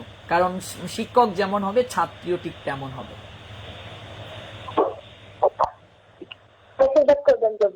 কোন ভজনটা শুনবো? আমার বলিতে কিছু নাই যে হরি। আমার বলিতে কিছু নাই। বাহ, চমৎকার, শুরু করো। আমার বলিতে কিছু নাই যে হরি, সকলে যে তোমারি দান। কেটে পুজিব ভগবান তোমার বলে, কেটে পুজিব ভগবান। আমার বলিতে কিছু নাই যে হরি, সকলে যে তোমারি দান। কেটে পুজিব ভগবান তোমার বলে, কেটে পুজিব ভগবান। মন্দিরে তো মূর্তিতেও তুমি, পূজার ফুলেও তুমি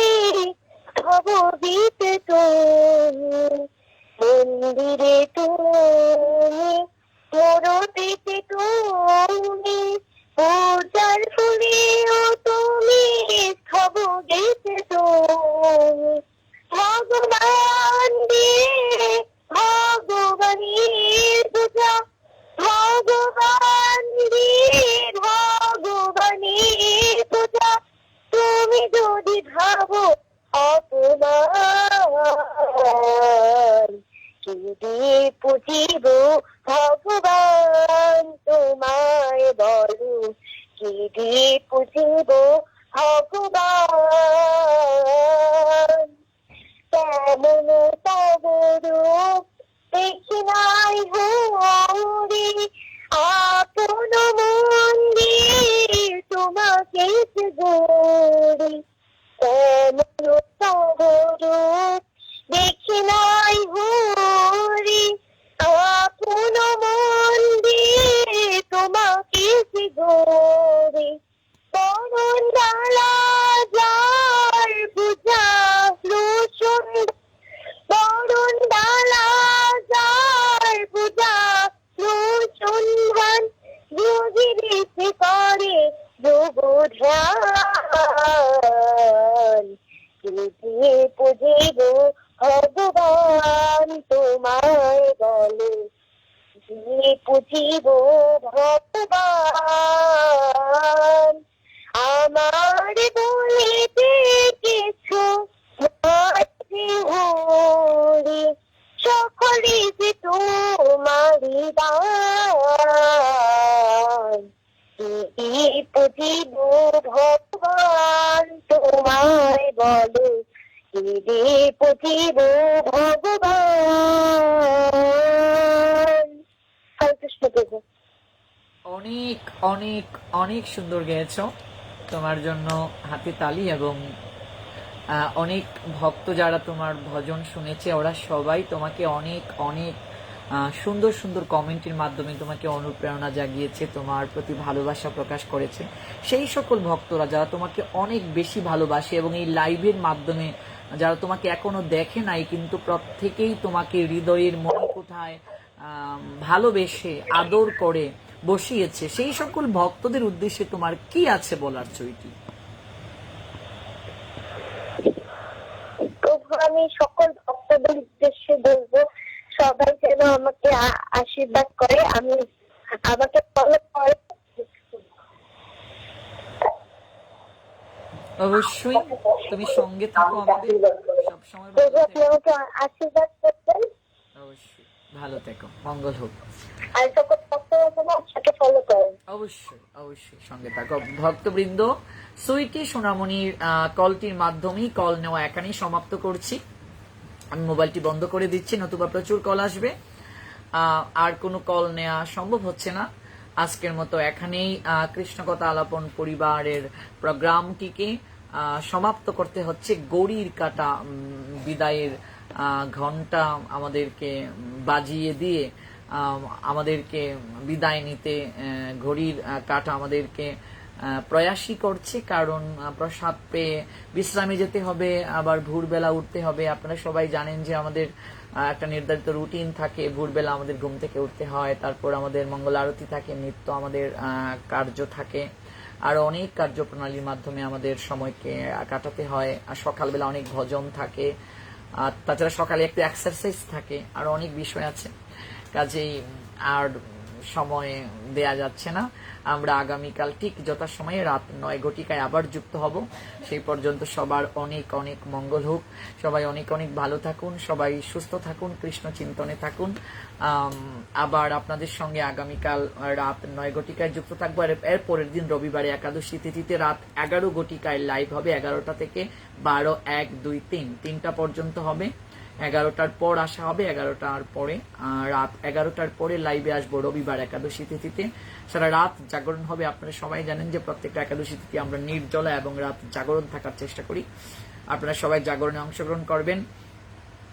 আর আগামীকাল রাত 9 ঘটিকায় লাইভ হবে। আপনারা এই করোনা ভাইরাসের দুঃসময়ে সবাই নিজেরা স্বাস্থ্যবিধি মেনে চলুন, নিজেরা সবাই সচেতন থাকুন, সবাইকে সচেতন রাখুন। আর অবশ্যই আপনারা আপনাদের ছোট্ট সোনামণিদেরকে প্রাতিষ্ঠানিক শিক্ষার পাশাপাশি পারমার্থিক শিক্ষা প্রদান করবেন। নিজে জাগ্রত হন, সবাইকে জাগ্রত করুন। এই পারমার্থিক শিক্ষা যদি আমরা গ্রহণ না করি কিংবা সন্তানদিগকে না দিই, আমরা প্রকৃত মানুষ হতে পারবো না। প্রকৃত মানুষ হওয়ার শিক্ষা প্রদান করে শ্রীমদ্ ভগবদ গীতা। তিনি সর্বসাক্ষী, সর্ববিরাজমান, সর্বক্ষমতার অধিকারী পরমেশ্বর ভগবান শ্রীকৃষ্ণ এই অপ্রাকৃত গীতার জ্ঞান আজ থেকে আনুমানিক 5000 বছরের আগে অর্জুনকে উপলক্ষ করে জগতের সবাইকে দান করেছিলেন। এই অপ্রাকৃত গীতার অপ্রাকৃত প্রেম বাড়িতে যদি আমরা স্নাত হতে পারি, আমাদের জীবন সত্যিই পরিবর্তন হবে। যে সকল ভক্তরা বহু কষ্ট করে দেশ এবং দেশের বাইরে থেকে যুক্ত হয়েছেন, আপনাদের সবাইকে ধন্যবাদ জ্ঞাপন করছি, কৃতজ্ঞতা জ্ঞাপন করছি। যারা এতটা সময় পাশে থেকে অনেক কমেন্ট করেছেন, আপনাদের সবাইকে ধন্যবাদ জ্ঞাপন করছি। যারা অনাকাঙ্ক্ষিত কমেন্ট করে এবং অনাকাঙ্ক্ষিত শব্দ প্রয়োগ করে, অনাকাঙ্ক্ষিত ভাষা প্রয়োগ করে তাদের মূর্খতা কিংবা অজ্ঞতার পরিচয় প্রদান করেছেন, তাদের কোন জায়গা থেকে তারা উঠে এসেছেন, কোন সংসার থেকে তারা উঠে এসেছেন, কারণ ব্যবহার থেকে বংশের পরিচয় পাওয়া যায়। সেই সকল অনাকাঙ্ক্ষিত যারা কমেন্ট করেছেন তাদেরকেও আমি ধন্যবাদ জ্ঞাপন করছি, কারণ তারাও এক সময় পরিবর্তন হবে। আমাকে যারা ভালোবাসেন তারা তো সর্বদা ভালোবেসে পাশেই থাকবেন, আর যারা ভালোবাসেন না, এরকম অনাকাঙ্ক্ষিত কমেন্ট করেই বারবার এই প্রোগ্রামটি দেখুন এবং দেখতে থাকুন। দেখতে দেখতে একসময় ভালো লাগা সৃষ্টি হয়ে যেতে পারে, আর ওই ভালো লাগা থেকে নিশ্চয়ই কোনো এক সময় ভালোবাসা হয়ে যেতে পারে। সবাই ভালো থাকুন, সুস্থ থাকুন, সবার অনেক অনেক মঙ্গল। কৃষ্ণময়। শুভরাত্রি।